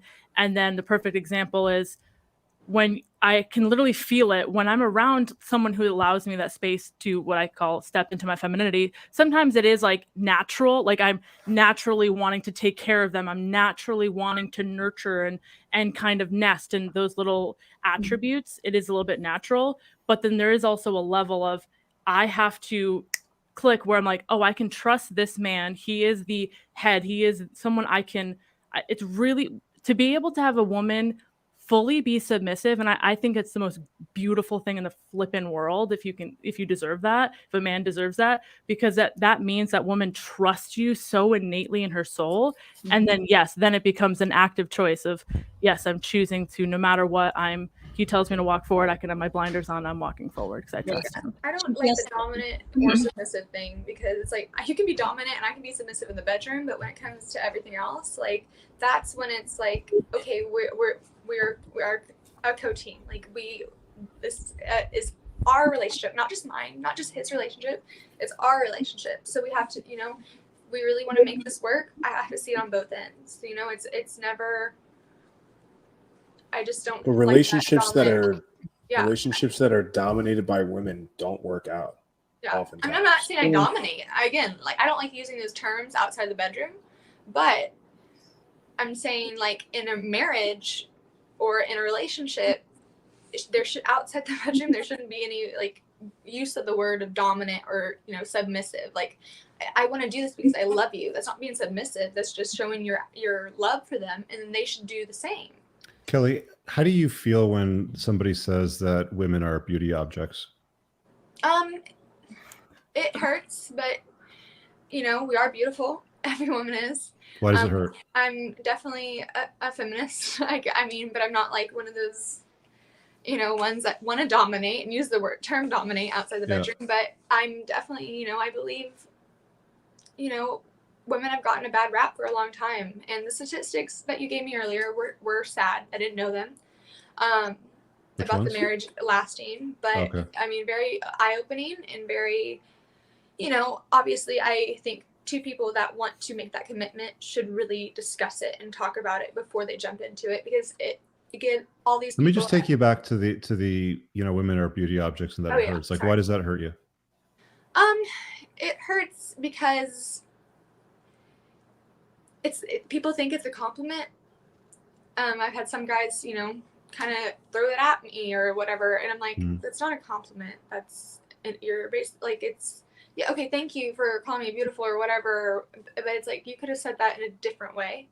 Then I'm an object. I'm no one's object. I'm or possession or whatever. Mm-hmm. Like, I am a living human being just like you. How does it sit with you, Salm, if if I were to say that women are beauty objects? It's so funny you asked that question the minute that, because that was one of the moments where I was like, yep, I'm going to go on this podcast because I want to talk about that. Okay. But to the way that you were posing it in the original podcast I was listening to, mm-hmm. I understand what you're saying, and to an extent I agree. I guess that's a very cryptic way of answering that question. I cryptically agree, because then you say in the return of that, men are success objects, yeah? Mm-hmm. So then I guess what I was dying to pose, one of the questions I was going to pose was to you, was if you're with if Gia and her husband, God forbid, they've been together for almost over 20 years, they're in deep and strong, and let's pretend he was the breadwinner from the get and successful, so on and so forth. All of a sudden he loses all of his income, his life shatters, like, just financially, just all the success out the window. And then Gia were to decide to leave that relationship. What is Gia called? Instantly, because that's a naive answer, because the reality is she's called a gold digger because she was only after him for the money, correct? If the minute it got stopped, Gia left, wouldn't she be considered a gold digger? I've never heard that, but possibly by some cruel people or guys. But honestly, if you love that person so much, you would not leave them. I'm not saying she would be a good. I'm not even. Oh no, I'm posing the question to the men. Yeah, well, that brings you back to the distilled soundbite of women don't care about men's struggles. They hang out at the finish line and they pick the winner, right? So women don't have they don't have a lot of tolerance for a guy that can't sort it out. I think they'll have patience for setbacks, failures, stand by his side, depending on the type of relationship they have. And I want to speak for Gia. I'm sure that she could speak for herself, and I want to hear from her as well. But generally speaking, if the guy can't get it together, the clock is ticking down to the end of that relationship at some point, especially if she has options, right? Like if she's attractive and she has options out in the world and he can't figure it out, that's one of the reasons why women will untie the knot and leave a marriage, right? So in your if he can't perspective, sort it out. in that circumstance, should the female, if the guy just lost everything and is kind of scratching at the cardboard box, unable to get out in that moment? Well, she's not digging any gold if she's leaving. Well, She's I'm getting out of a meaning, bad situation. would you say it? Would you be like, no, you would fully expect her to leave, correct? Based off of your assumption of women, you would expect her fully to leave. Yeah, that's why I tell men to chase excellence. To get their lives sorted out and squared away, so that they've got the financial resources and the network and the social influence and the captivation to keep a woman around. Because women don't care about men's struggles. Like they do have a certain degree of patience, but the clock ticks down to the end of the relationship at some point if they can't figure it out. Gia, she's basically posing the question in your relationship. What are your thoughts on that? If a woman left a man because he lost everything, absolutely, she's going to be called a gold digger. I agree with you on that. That's what typically happens. When I met my husband, he was not in a good space, had really bad credit. His ex basically, long story short, he was in a very, very bad spot. And I came in, cleaned up his credit, bought a home, got him out of the space that he was, adopted his son, got him back to square one so, he could pursue what he wanted to do. And it's never been a matter of money for me because I came in very financially, I had my first job at age 10, had my first house at 17. I've been working. I'm a little bit of a worker bee, but long story short, I think that, yes, if a woman does leave a man in the middle of a relationship after, he's lost everything, I would consider her a gold digger because that's why she was there. There's no real, connection past that, which is unfortunate. Yeah, there'd be like that negative association. And I wouldn't. I would just look at that as, hypergamy. It was bound to happen. Okay, so then you wouldn't, because the question more or less was directing towards the gentleman here of what your interpretation of that would be. Not everybody thinks like me though, Salma. I have a very different perspective than most men. I think society and culture to some degree would probably see it from the perspective of, oh, well, she was only there for the money or she was just a gold digger and what fell apart. But I would just look at it from the perspective, well, that's just in female nature, right? They're not akin to stick around if a guy can't figure it out. She's got women have sort of deadlines in their heads. They set sort of clocks, well, if he can't do it by this date, if he doesn't propose to me by this date, if he can't get out of debt by this date, or if he can't dig out of this hole by a certain period of time, that I got to figure out, some other options. Kelly, you're shaking your head left and right. Why? Because I don't believe that. I feel like. Believe what part of it? Pretty much all of it. I mean, I hate to say it, sorry, but it's just, if your partner loses everything, then I would do just like what Gia said. That's a mate. She loves this man so much that she stepped up and she, took care of him and nurtured him. And that's how I believe. If my man loses everything, and then I'm gonna step up and do my part in order for him to get his shit out. Yes, we have time. I mean, sort of timelines, but I mean, well. But there's going to be a point where you no longer are going to put your best foot forward because that guy's not going to figure it out or he's not going to try to figure it out. I can prove that virtue right now that you're signaling right now, Kelly, completely wrong. And I'm not trying to do this on the spot to make you look bad, but you left a guy that was a bum that was drunk on the street at 4:00 in the morning because he couldn't fix his shit.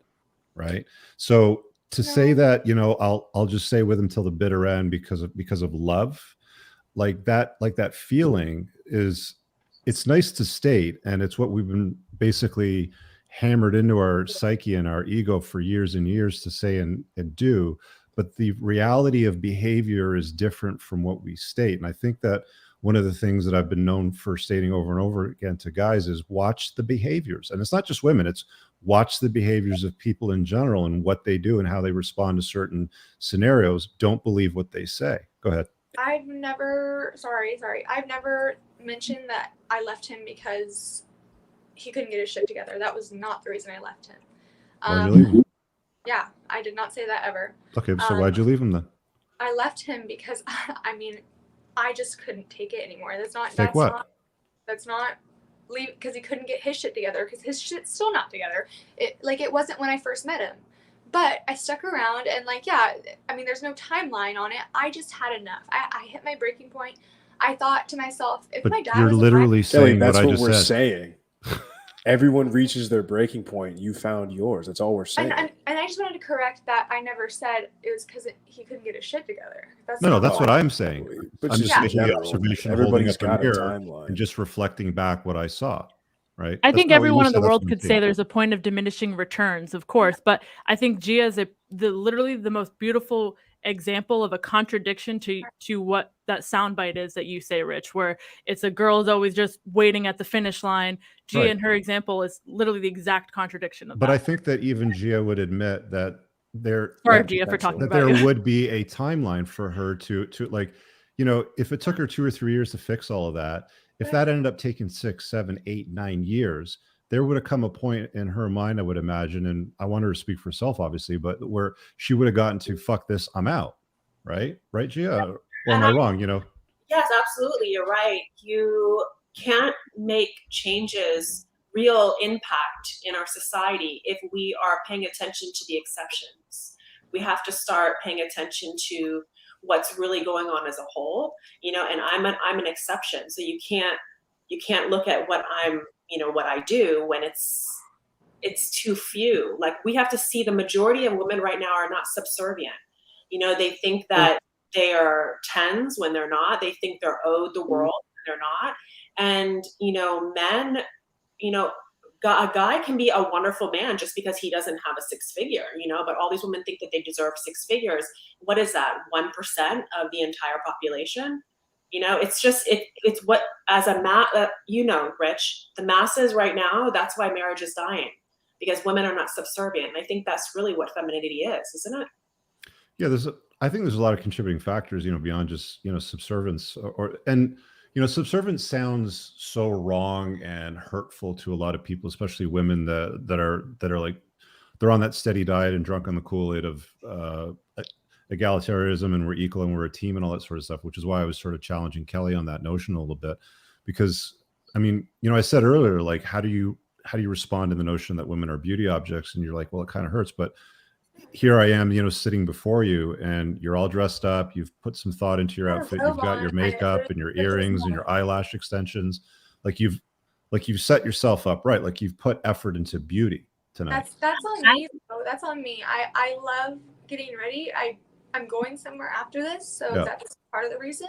Mhm. But you know, I work all the time, and so I don't get dressed up for that because I can't. Mhm. And so it's when I want to go out, I want to look good, or if I'm on camera or whatever, I want to look good. That just helps me in my own. I don't dress for anyone. I dress for myself. Mhm. I love fashion. I love clothes. So just because the way I look doesn't prove anything. What's really interesting about this conversation we're having, just to put a quick pause on this for everybody listening and the panel, what Rich and I are saying is that we're not even mad about this. We are saying that's female nature. It's as if it's like getting mad at water for being wet or for the sun for burning your skin when you go outside. Mm-hmm. And there's such a fight for, like, we're not calling women gold diggers. We're like, no, that's just, it's acceptable. I understand that as a man, if I stop doing what I need to do, stop chasing excellence, stop taking care of myself, let my shit fall apart, why do I deserve, or how have I earned a woman's companionship and for her to stay with me? I mean, the men that are crying about gold diggers are the ones that think that they deserve this unconditional love from a woman no matter what they do. And all we're telling men is you have the burden of performance, and it's up to you to earn that every single day. So it's always interesting to me because people think Rich and I come with these conversations like we hate women, but we're saying, no, this is female nature. And guess what? That's okay. We're also trying to show you a side that it's like the whole, you don't know what you don't know sort of thing, like stuff in your blind spot. Like you only see so much in life and where you go and what you do and the choices and all that sort of stuff. But once you figure out the assessment process with human beings by looking at their results in life and how they hold themselves out, you can then determine the choices that they make and what their belief system looks like, right? Like it's a sequence of events that sort of like goes down to the inner core of the human being, right? So when I'm posing a question or making a statement like, what do you think of the notion that women are beauty objects, and then it causes pain and hurt with you? I get curious, like genuinely curious, like, okay, well, why? You know, why is that statement? Like, why do you call men and women on a long-term basis, if they're going to get into marriage, a team? Like, how does that work? Like, how does that model work in a long-term relationship? And I'm looking to sort of explore those questions with you, Kelly. I mean, just yeah, I've been called an object before, and like, it's not a compliment. It's not necessarily, maybe not a dig, but it still hurt. Like, I didn't cry about it that night. What would you like to be recognized for if it's not beauty? I mean, my intelligence. I'm funny as hell. Like, I've been called. I know I'm a good person because my dad raised me for the most part. But like, I hear my friends or even just strangers. I meet friends at Walgreens, CVS, and they're like, "You're such a nice person." I'm like, "Thank you." Like, thank you. And like, I don't take that to the head. I don't think I'm a 10. But it's just like, it's not just beauty. Women have so much to offer. And I don't think that we're distilling it down to just beauty, that. but that's the primary reason why, like, if you're out there dating and, you know, your object is, you know, to find a relationship that might lead to something, or marriage or children or any of those things, you must understand that men are looking at you first and foremost for your beauty, though, right? I mean, that's the first impression. Yeah. Did you go to college or like university or anything? Yeah, I went to A&M. Did you have a, you know, like a degree? I do not. I'm not finished yet. Okay. So like most people, when they get a degree, they'll put it on the wall. It's got little letters after the name. It's got mahogany. They're very proud of it, sort of thing. But intelligence or comedy or, you know, accomplishments in work are not like, there's no guys, like if Moff and I are sitting down having a drink and a beautiful woman were to walk by, he wouldn't lean over and whisper at me and go, "Oh yeah, look at the degree on her," or "I bet she's really funny," right? But the compliment generally goes in, you know, what you're wearing and how you look, right? So I guess what I'm asking you here is impression, though. You can't help that. Like, should I wear a hoodie that covers my face? No, so they can talk to me? no, that's not what I'm saying. But no, I know you're not. It's like how men are success objects to women, right? I don't get hurt when a woman says, "Well, I want a successful guy." Women have a long laundry list of demands, generally speaking, when it comes to men, especially for long-term relationships, or if they're going to have a family and kids and all that sort of stuff. He's got to be tall. He's got to be funny. He's got to be competent. He's got to be unselfish. He's got to be humble. He's got to be alpha. He's got to be amazing in the bedroom. He's got to be able to all these things. But it's predominantly just distilled down to men must be a success object. And I think that's completely okay. And men should surrender to the notion that that's how women typically look at men. So I'm curious from the women on the panel now is, does the notion of me saying that men are success objects, is that offensive? Is that something that you don't co-sign? Is that something that bothers you? Or do you like that notion?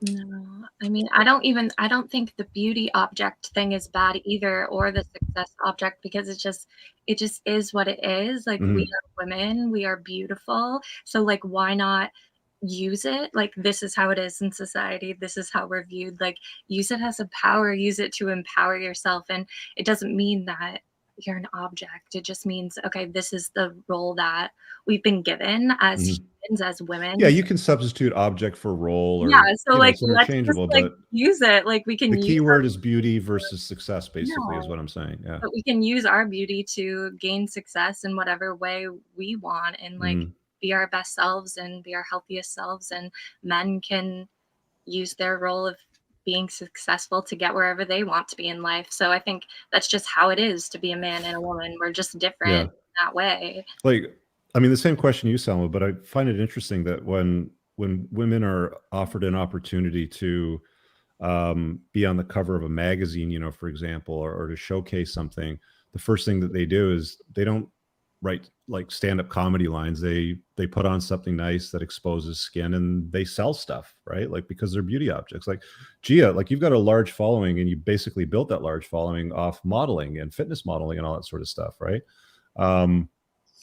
That's how men turn to you. That's how culture and society sort of turns to you, is they look to you for that sort of stuff. And you respond in kind by providing, you know, marketing opportunities to companies that have supplements, nutritional products, exercise lines, all that sort of stuff, right? Like, does that make sense?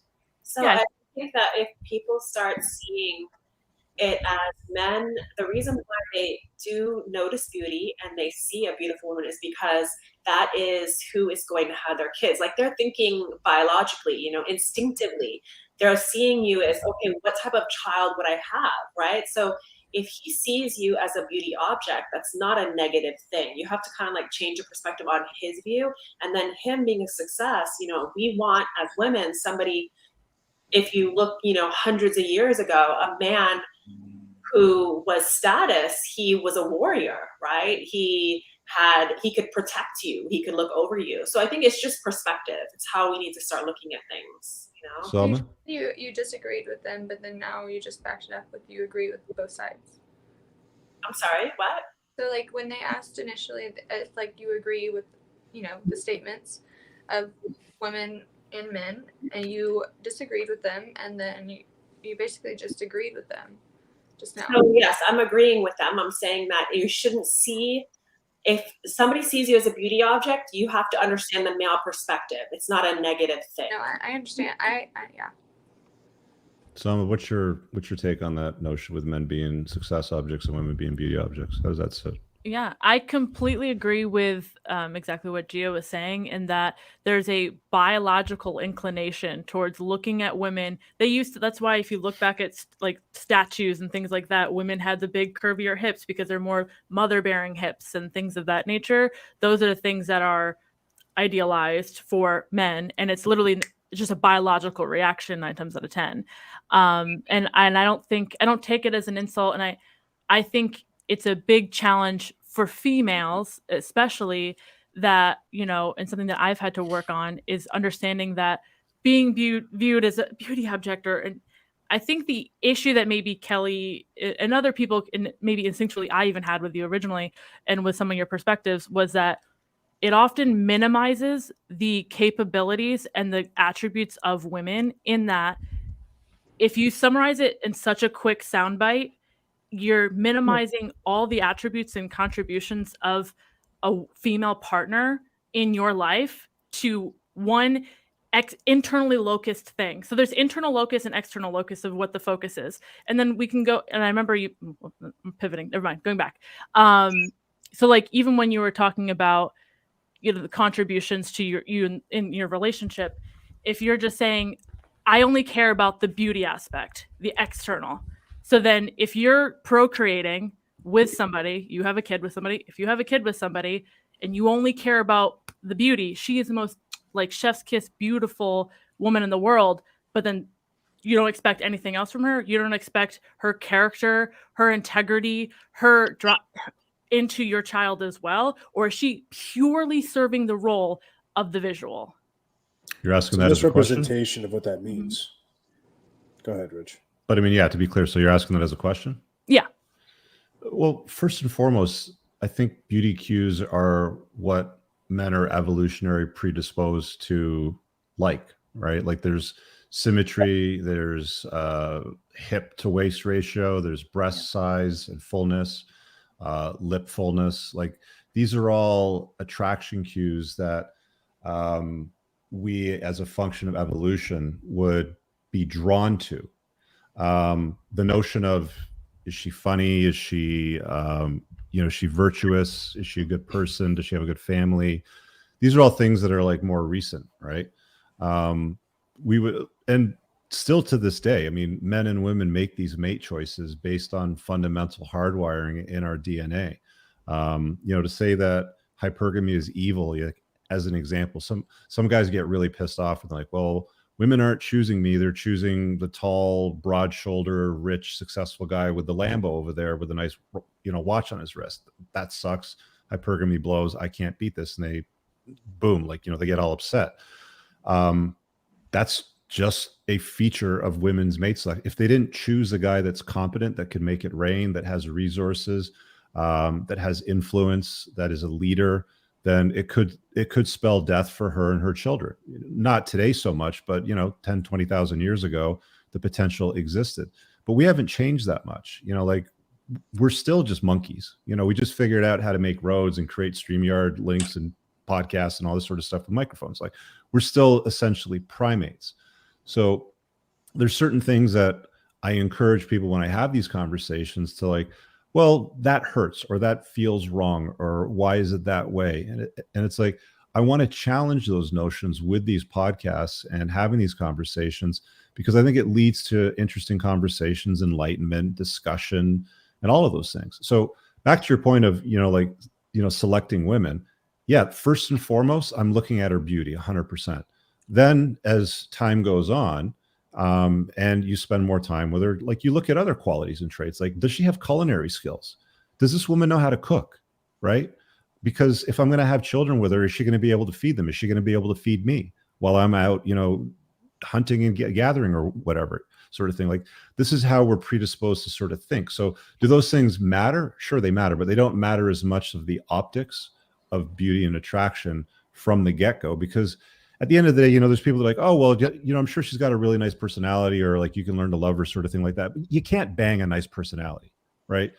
What somebody looks like first and foremost is what draws you in. And it's the same thing with women, to men, right? Like, there's women that try to get involved with guys that might have a nice personality, or they dismiss certain prerequisites that they might have. And then that just leads to disappointment and breakups later on down the road, which don't need to happen if you first and foremost set these minimum requirements to be set. I'm not talking about the long laundry list of the 621 things that most modern women have today. I'm talking about fundamental basics, right? Like, so I think the area of opportunity I'm experiencing from listening to your perspectives and how you're educating the people that follow you are that you perceive yourself as a high value man. You call yourself a high value man. You call yourself an alpha. I've never called myself a high value man. We don't use those words. One podcast I listened to, there was a podcast that I literally, whatever, doesn't matter.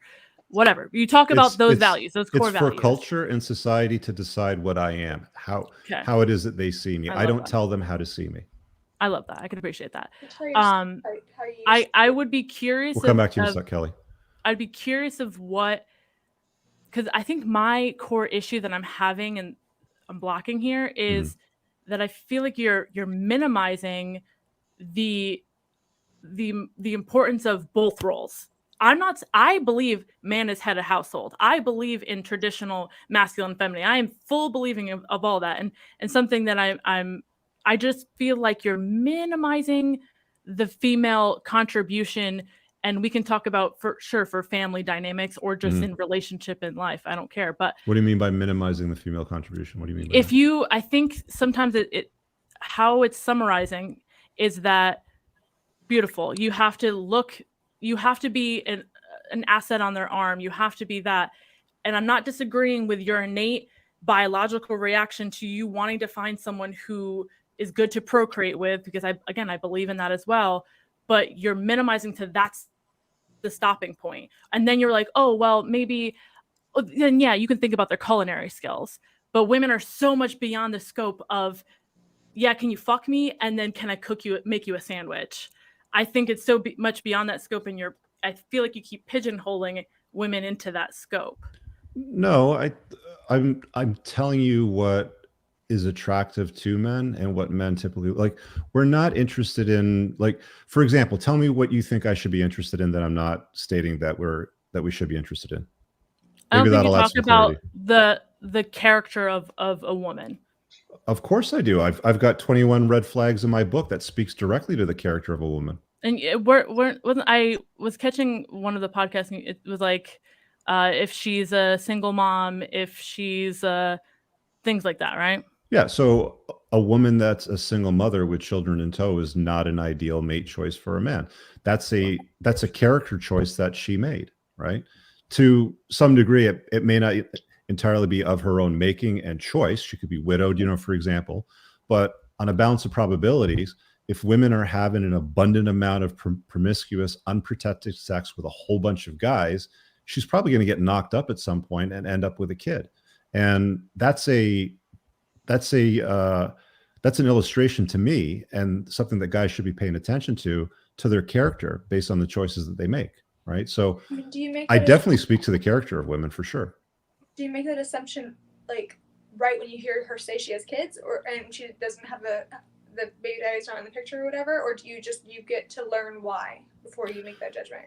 Well, there's probably a time and a place where you want to perhaps evaluate it. So let's say that you're a recently divorced father with a young child, and you maybe want to have more kids. And my kid is the same age and gender as her kid. Then maybe I might entertain having a conversation with her. But I think today, like, for example, if I was single and I was dating and a woman said, I've got a 4-year-old or something like that, I'm not interested in waiting to hear if she's divorced, widowed, made a mistake, or, whatever it happens to be, because I've already made the decision that it's an unwise mate choice. Sorry? I was saying, you just said that, like, if something happened, like where she was widowed or, things like that, then, like, I feel like you'd feel differently if you heard those women's sides rather than just like. No, it doesn't matter to me because she's got a child in tow. So I'm not interested in, if I'm going to date a woman on a long-term basis, dating any women on a long-term basis that have children from a prior relationship. It's not ideal. There's a lot of disadvantages. I talk about all the details why. That's just me though, right? Yeah. And I explain to guys why that is when they ask me.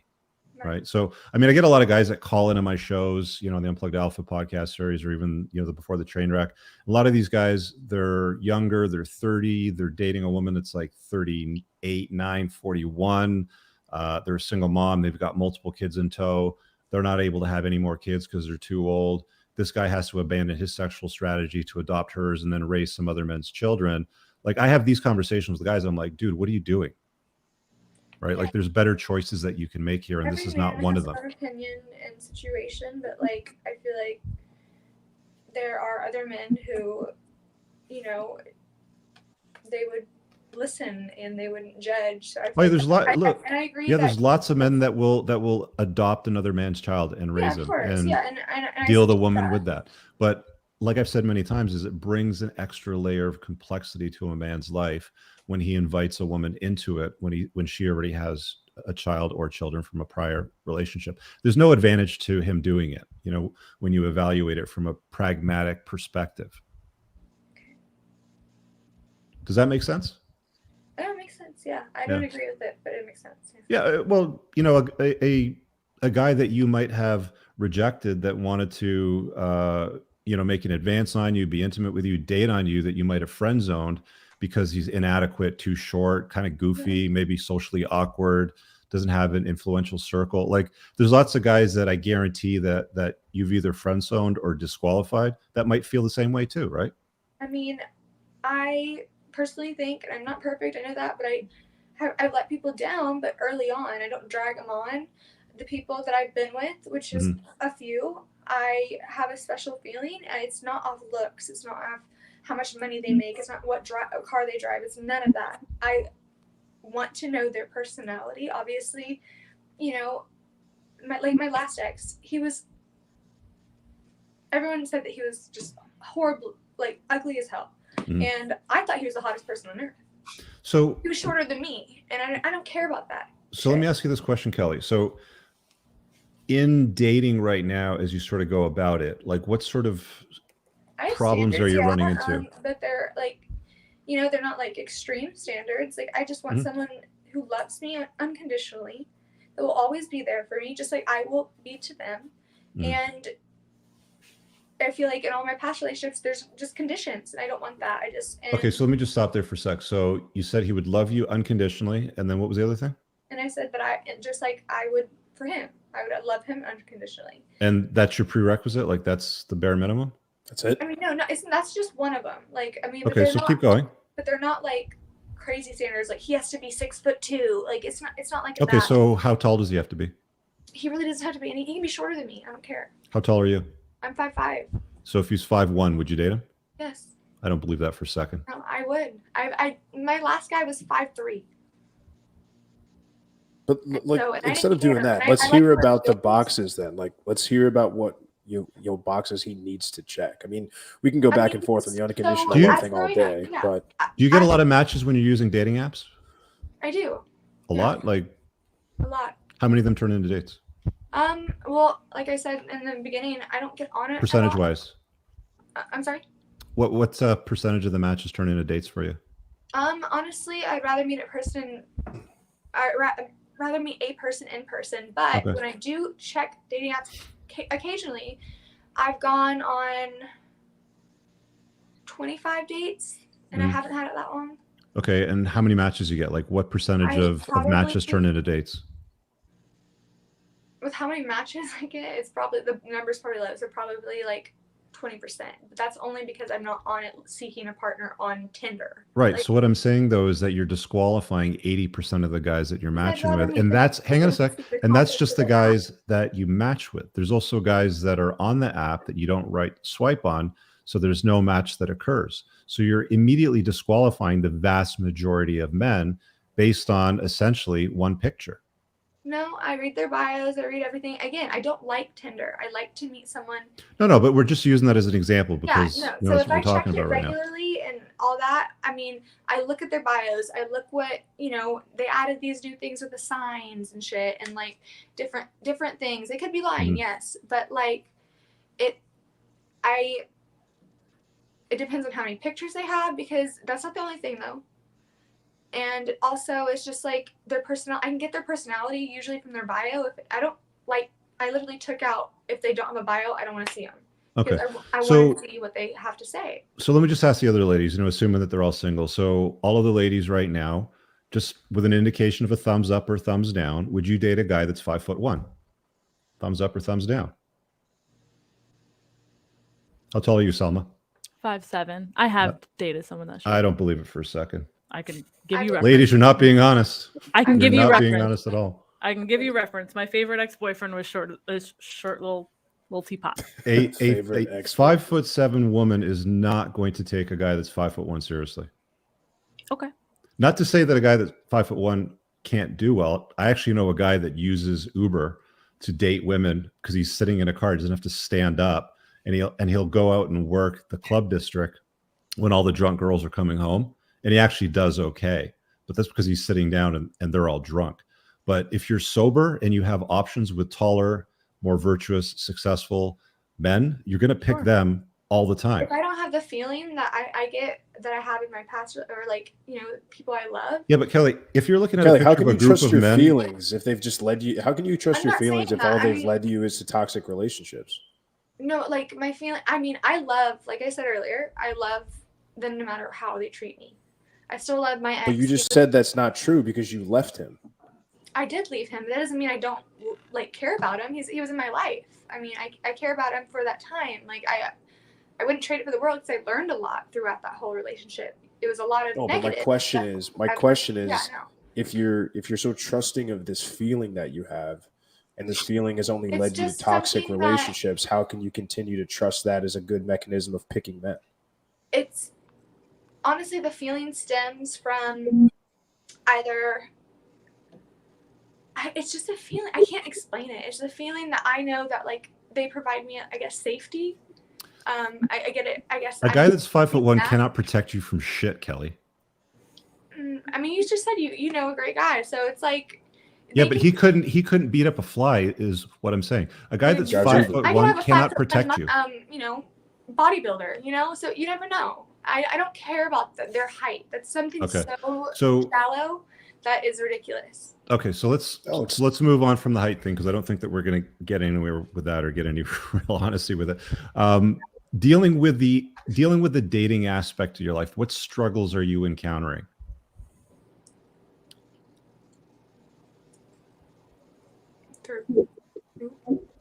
Sorry? Was that for me? Yeah. Oh, okay. Yeah. I'm sorry. I know I'm not where I need to be. So that's my struggles. I've had great dates. You know, I talk to them here and there. But I have things I need to work on myself before anything. So that's what do you have to work on? My struggles are within. Okay, so what do you have to work on? Patience is a big one. Patience with what? I'm sorry? Patience with what, though? Just, I like to do things, I'm a little OCD. I like to do things a certain way. Mm-hmm. And I was, you know, I used to snap, especially on my ex-fiance. I'd snap at him all the time because something wasn't in the right position, or he'd take forever to like go. I'm like, let's go. He wouldn't listen to my driving directions. And it's just like, I need to work on my control too, because I know that, which I have been doing. And there's just like, I want to be the best I can be, so that way I can give it to someone else as well as myself. So I'm never going to forget. So there's some inner introspection for you. Okay. All right. Selma, you're out there looking for a husband. You want to have children and family and all that sort of stuff. What sort of problems are you encountering right now? I would say finding men.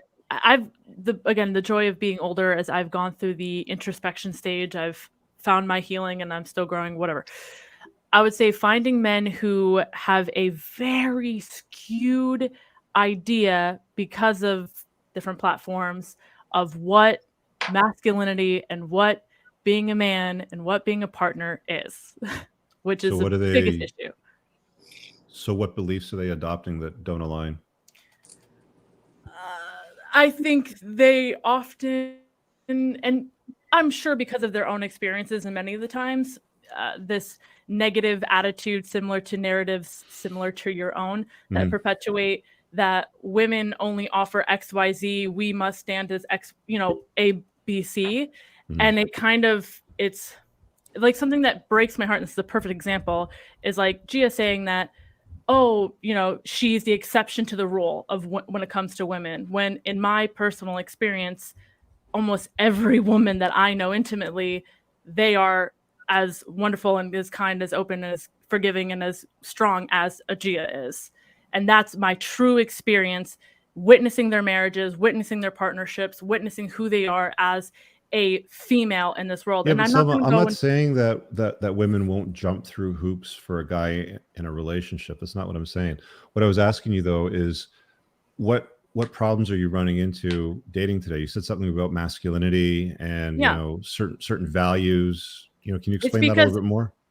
Similar to the narrative that you perpetuate, that men, like that women are only X, aka only visual beings, only this, and they only aspire to you at the finish line, you achieving full success. Then when they're partnering with someone like me, who I know that I have a lot of contribution, and I want to be in my femininity, and I will, and I start in my femininity, then they have such a skewed narrative of what leadership is in a family. And I think this is what you're running into when you're dating. You're running into the guys. Yeah, because I'm dating with an intention of finding my partner. Just like you say, you look at women and because you're looking biologically, I want to find the person who's going to give birth to my kids.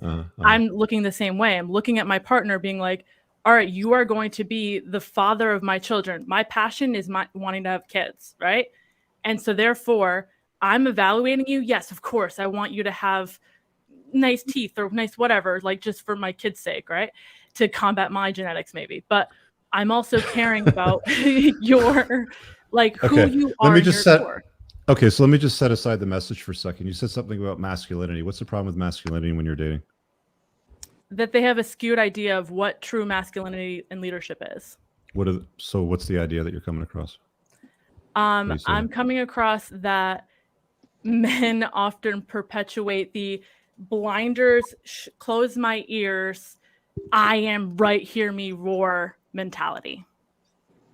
When I believe that there's a strength in there was like a term, it's like a subservient leader or something and I think back to the most powerful men that I know, and also in history, when they're willing to adjust and not just be like, okay, hey, here's my primary motives that I have to look out for, but they're also looking out for their pack, their tribe.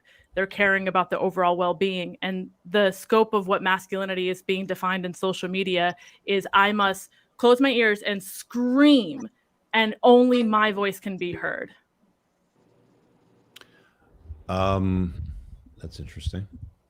I mean, you're basically saying that every guy that you've come across is basically a subscriber of my channel and watches my stuff to the degree that you define it, which is not how I hold it out to the public. No, I mean, obviously not your channel, but I would more or less say, which is impossible because I reach almost nobody. The No, world's a you're very right. big place, and I don't reach everybody. It would be, but and the crazy thing is, and again, I'm not here knocking. Obviously, I'm here for a reason, and my purpose Yeah. is because I think it's so important for us to have an open dialogue. Because in our core values, I don't think you and I are different in the core, but I think we have to be careful of how we're sharing the message, and I think we're just minimizing the values. And I think one of the reasons I can even just tell from Kelly's body language and things like that, she was shutting down a little bit because of some of the things that you were saying, is that it's important that we recognize the role of man and woman. And I think sometimes because, and as women and feminists, we Okay, get hold so on a sec. Let me just stop you there for a sec. You said we need to recognize the role of men and women, but then you're And also saying that men are, would you say, hear me roar, yell? You know, like they'll something close along their the ears lines? and just scream into the wind kind of thing. Yeah. Scream what into the wind, though? I'm being very hyperbolic right now, but Yeah. I'm more or less meaning a lot of the times they believe that the loudest one in the room is the strongest one in the room. They believe that and we've even talked about it and touched it in the beginning of the podcast where we talk about that, you know, if What kind of a guys do you man, normally date? Like, you dating Muslim guys, or? yeah, I would say majority, just for my own whatevers, they tend to be Muslim, but yeah. So it's fair to say that's due to their own upbringing, not because of the content that they're watching. Is that No, fair? yes and no. I think there's an influence of, because of their upbringing, being brought up in a very patriarchal society, 100% contributes, 100%. However, So I've why also would you been expect different from them then? But I also, the interesting thing is that I have a baby brother who is a phenomenal young man and growing into an awesome human. And he is not a subscriber to you, I don't believe, but just in the narrative of it all, and watching kind of the choices that he makes and hearing him and kind of trying to understand the why behind him. He just recently got married, and some of the choices that he's making for his marriage. And I'm realizing, I'm like, but why aren't you viewing it as a partnership? They lose sight of the partnership, the beauty of, I believe in a subservient wife. And I know that sounds really aggressive to women or feminists because they think subservient is terrible and disgusting, but I think that's strength and beauty. I find a lot of beauty in submission. I think it's the most gorgeous and wonderful thing a woman can offer. And so that being said, the subservient wife isn't supposed to just sit back and just nod, and like, that's not what a subservient wife is. They are supposed to be the partner. They are supposed to be the aid. Even if you look biblical, or if you want to go religious, you don't have to. There's a lot of reference to the female being the aid, helping the patriarch, helping the head of the household. And I think a lot of the narrative that gets lost when you're talking about finding a partner. You're losing sight of, you need to find a partner who will be your aid, who will help you be a king. And, you know, in whatever retrospect that you want to say it, and we can talk about. Okay, so here's where I'm left completely, like, I'm lost. I'm just utterly, confused, because I mean, you're saying that you want to fall into a feminine role, you want to be led, you want to be with a strong masculine men, and then you're finding guys that you're dating who are strong masculine men that you don't like. Do I? No. You asked me what pitfall I'm hitting when I was dating, or when I'm dating. The pitfall I'm hitting is, even when I'm having initial interactions, is that, okay, maybe they're checking the aesthetic mark. Sure, that's not even part of the conversation, nor do I care to have that be. But then when I actually get to have a successful conversation with them and start to kind of dig away at what their core values are, that's where the unalignment is coming in. So I'm not saying the men I'm choosing, I'm saying when I'm dating, that's the okay. pitfall. So where are they misaligned? Well, you're choosing men that are historically and are contemporary, that hold those views. I mean, the types of men that you're going after, in Muslim culture, men are the patriarchs. They're the leaders. I mean, yeah. But you keep trying to attribute it to the content that we put out. And I don't see, and I also have an issue with the way it's being framed, where when we say that, when beauty is very important and it's the number one attraction trigger, or it's the most prevalent for men. No one's ever said that it's the only thing. But when I posed the question of what are the other values, it wasn't answered. I guess that's why I was like, I would love to. I genuinely being so sincere. I would love to understand. Well, I think like 80.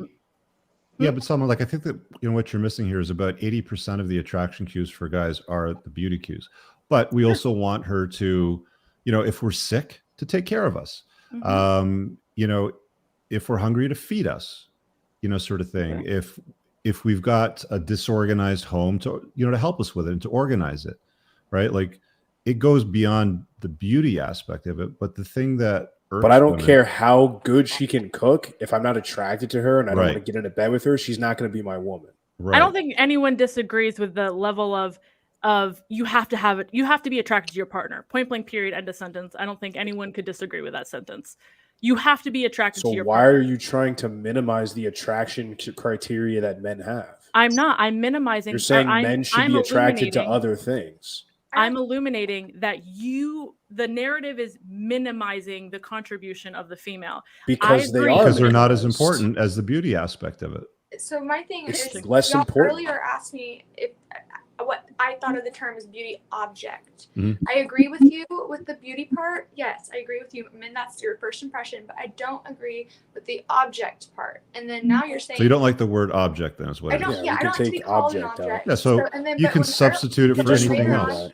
I know, but later on, that's when you change it up. That's when you said beauty, I don't even know, Q or whatever. And it's like, okay, why did I get that object part? Like I just men have it too. We're saying there's a professor by the name of Dr. Warren Farrell that wrote a book on the subject matter, and he distilled his observations down that women view men as success objects and men view women as beauty objects. That's all that is. Yeah. I guess I was just like, more specifically, object. He actually said that women are sex objects, not just beauty objects. I'm just trying to be a little bit more diplomatic here for YouTube. Yeah. So, I mean, I agree with you because I know a lot of immature men, but not all men think that way, of course, because you have the stats right there. But maturity has nothing to do with it, though, Kelly. Like that's a reality of what men are attracted to and how they make choices. You're right. It doesn't matter what age or how mature they are, but the immature ones are obviously going to be the most obvious. No. You're taking it back to maturity levels. That's almost insulting. It's how men like. I tell men to pay very, very close attention to what women react to and what they respond to, not what they've been told to do. Like, for example, a lot of guys will try to resign themselves to the friend zone to be with women. There's an entire army of men out there that are on Reddit right now that are like, I've been friend zoned 30 times and I'm such a great guy. And I don't understand why these women cry on my shoulder and go off and fuck Mr. Exciting. Right. So it's all the woman's fault. Is it though? No. It's the guy's fault for putting himself in the friend zone because hear me out though. That's how women respond to guys that behave like that. They're not going to prioritize them, and they're certainly not going to prioritize intimacy with a guy like that who's a dork. Not a dork, but maybe someone that, like, for instance, I get this one guy blew up my Instagram. I mean, blew it up. Come on, every picture. It's not just one guy, but this one was really bad, and he would like kind of stalk me. And it was terrible. And so it's like, yeah, I wouldn't want to be with that. Like, obviously that's a drastic example. Yeah. Because he's uncalibrated. He doesn't know how to get you to respond, right?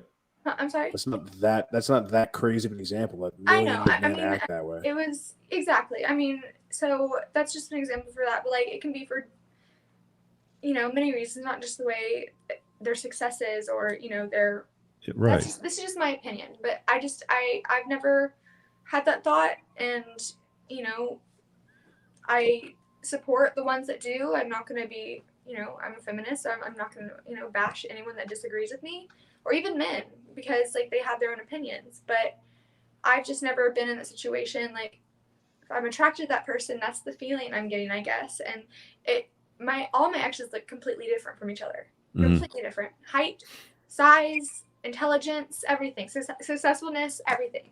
So it's like I don't really necessarily have a type. I mean, I do when it comes to their personalities, obviously. Well, I think if you get clear on what it is you're looking for and what your type is, you can typically get better results out of life, right? Right. And that's what I was kind of telling Selma earlier. I was like, I'm trying to figure out, what my pattern is. That way I can, steer off from that. And she honestly helped me a lot, because now I mean, I knew it was daddy issues part of it. No, I don't think you have daddy issues, Kelly. Daddy issues are usually coming from some form of abandonment. Like dad was maybe a piece of furniture in the household, didn't interact with his kid, maybe was pushed out of the household by the mother, maybe left. Any number of things, but it usually ties into some kind of level of abandonment. So I like to say it as he was always there for me no matter what, and I kind of say it as it was unwanted abandonment. Trauma response. Tragic abandonment, because whoever expects at 18 or any age to lose a parent like that? No one. Mm-hmm. And so that's what I was seeking. So yeah, I have daddy issues. I do, because I miss my dad, and like I would do anything to find a man that treats me like I should be treated, because that's how my dad loved me. I mean, not okay, like Kelly. Okay, Kelly. Let me ask you this question: Why are you so absorbed with the notion of being a victim? What do you mean? Like, so just to sort of get right to the point, right? It's poor me. I'm hurt by the statement that women are beauty objects. You asked an opinion. So I have hear me out. I have daddy issues, and I'm telling you, daddy issues come from a form of abandonment as a child. Like, you want to be this victim. Like, why are you holding on to this identity of this victim mindset? I don't know if you were listening to me or not, but I told you I was not perfect multiple times. And also, nobody's perfect here. I also said that,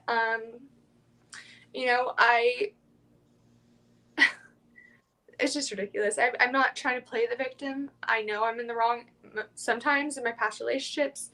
And I'm not saying they're the devil. I'm not saying that. But it's ridiculous that you think I'm calling myself a victim when I'm not. Like, yes, I've been through shit in my life, just like I bet everyone here has. But I never use it as I never throw it out there as the first line. I never throw it out there 3 months into it. Like, I like to gradually, like. I think people that are watching this cast right now and that are in the chat, is that they're seeing what I'm seeing, right? I mean, I can go to the chat here.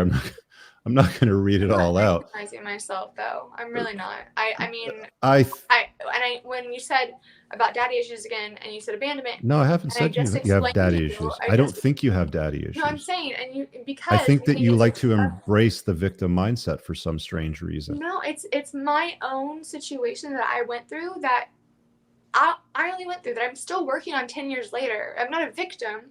I just happen to have this trauma in my past, like, that I'm working through, that I'm trying to get stronger with. So it's not like being a victim. Take all of that trauma, get yourself a Sharpie marker and some bricks, and write down every identifiable trait on an imaginary brick. Put it in a burlap bag, throw it over your shoulder, and then just put it down and walk away from it. Because nobody's looking at it. Like, there's nothing. Kelly, there's nothing to be proud of. There's nothing to be proud of with these wounds, right? Like, I know, you can literally put them in a bag and walk away from them. But I don't want to drag someone else into it when I'm still hurting myself. I'm not the victim. No, I understand. So stop hurting.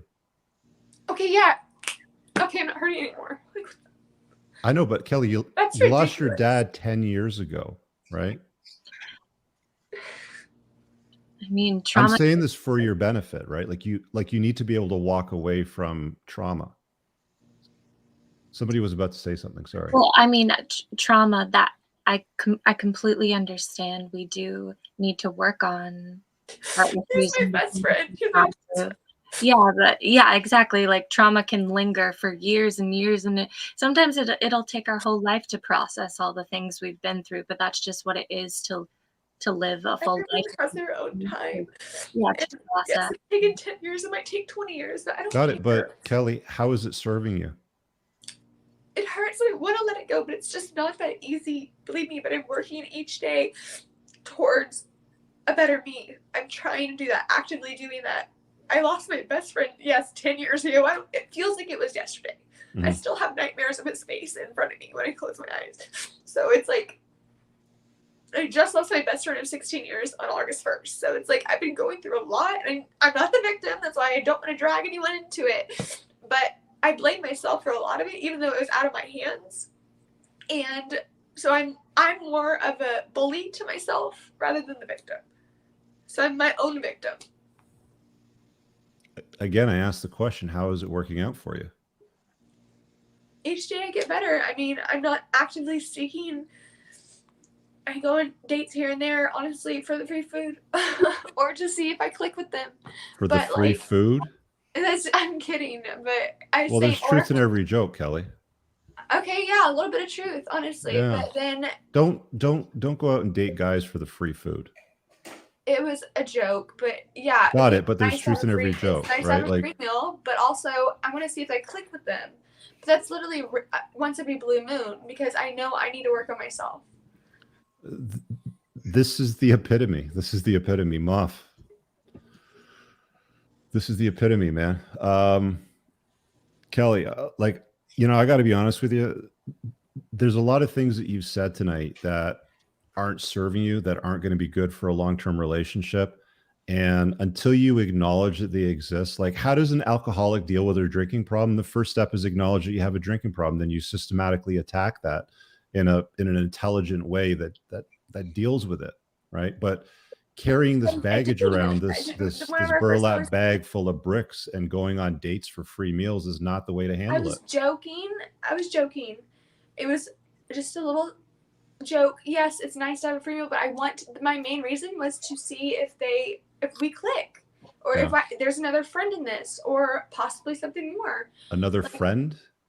Because I go on there, if I do, I say friendships, because they have the new tabs or whatever. And so just to have fun bowling night. So you think that men and women can be friends? Yeah, It's a dating app. They're looking for intimacy with you. What do you mean? It's a dating app. They're looking for intimacy. They're not looking for friendship. No, on Tinder, there is friendship. Got it. But Tinder is a dating app. They're not looking for friendship. Even if friendship exists on there, that's a box that dorks will tick off, hoping that they can friend zone their way into your pants. Kelly, I think what we're kind of driving at here is that I think it'll behoove you to start or continue being very clear and set on your intentions for yourself and future dating and future partners. I think that I am. And one of our first conversations I had was I owned up to, I'm not not acknowledging that the reason I'm not in a happy relationship, I'm acknowledging it, I'm taking responsibility. So the fact that y'all didn't hear it, I don't know, but no, what I'm trying to get at here is that there's a large part of your selection process that seems to be governed very hard by purely feelings. And I think that being able to try to look at it through a little bit more of an objective lens will surely help. When we talk about sort of this baggage or the bricks in your bag, again, everybody's got it for sure. And whether it's somebody's fault that they have it or not, it's really not relevant. It ultimately, and I could kind of tell when we started talking about sort of the single mother stuff, because I understand the sentiment of, well, maybe she's got this baggage, or maybe she has this kid, but maybe she was widowed, or maybe the guy was a POS, or whatever it might be. But the point is, what we're trying to drive at is that many men, especially men with options, who can choose a woman that doesn't come with this level of baggage versus one that does, they're going to choose as little baggage as little baggage as possible every single time. That's why I'm not actively seeking for a long-term relationship right now. I said that from the beginning. Like I'm not. I've gone on dates, a couple of them, but Sure. I'm not ready to go look for my long-term partner because I know Sure. I need to work on things. I said that. Yeah, and maybe it's time to kind of put the dating apps away for a little bit and do that though. I barely even look at him. I haven't looked at him in months. I literally delete the app. Well, I mean, you said 25 dates is not exactly, I've had laying it since around. I was 14, so I would say 25 dates is. Oh, so you mean in that entire span? Okay, I thought we were talking more about the last, No, year I've or had so it for or a while. something Ever like since that. my older sister got one.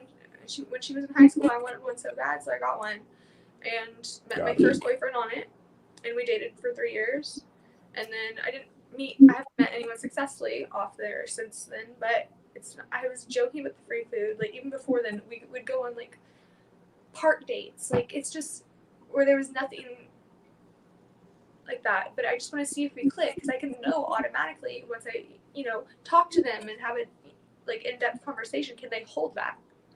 Can they get my jokes? Can they get my humor? Can I get theirs? It's vice versa. So it's like I don't just look at their height or their size or anything like that. It's just I have things that I don't want to carry into the next relationship.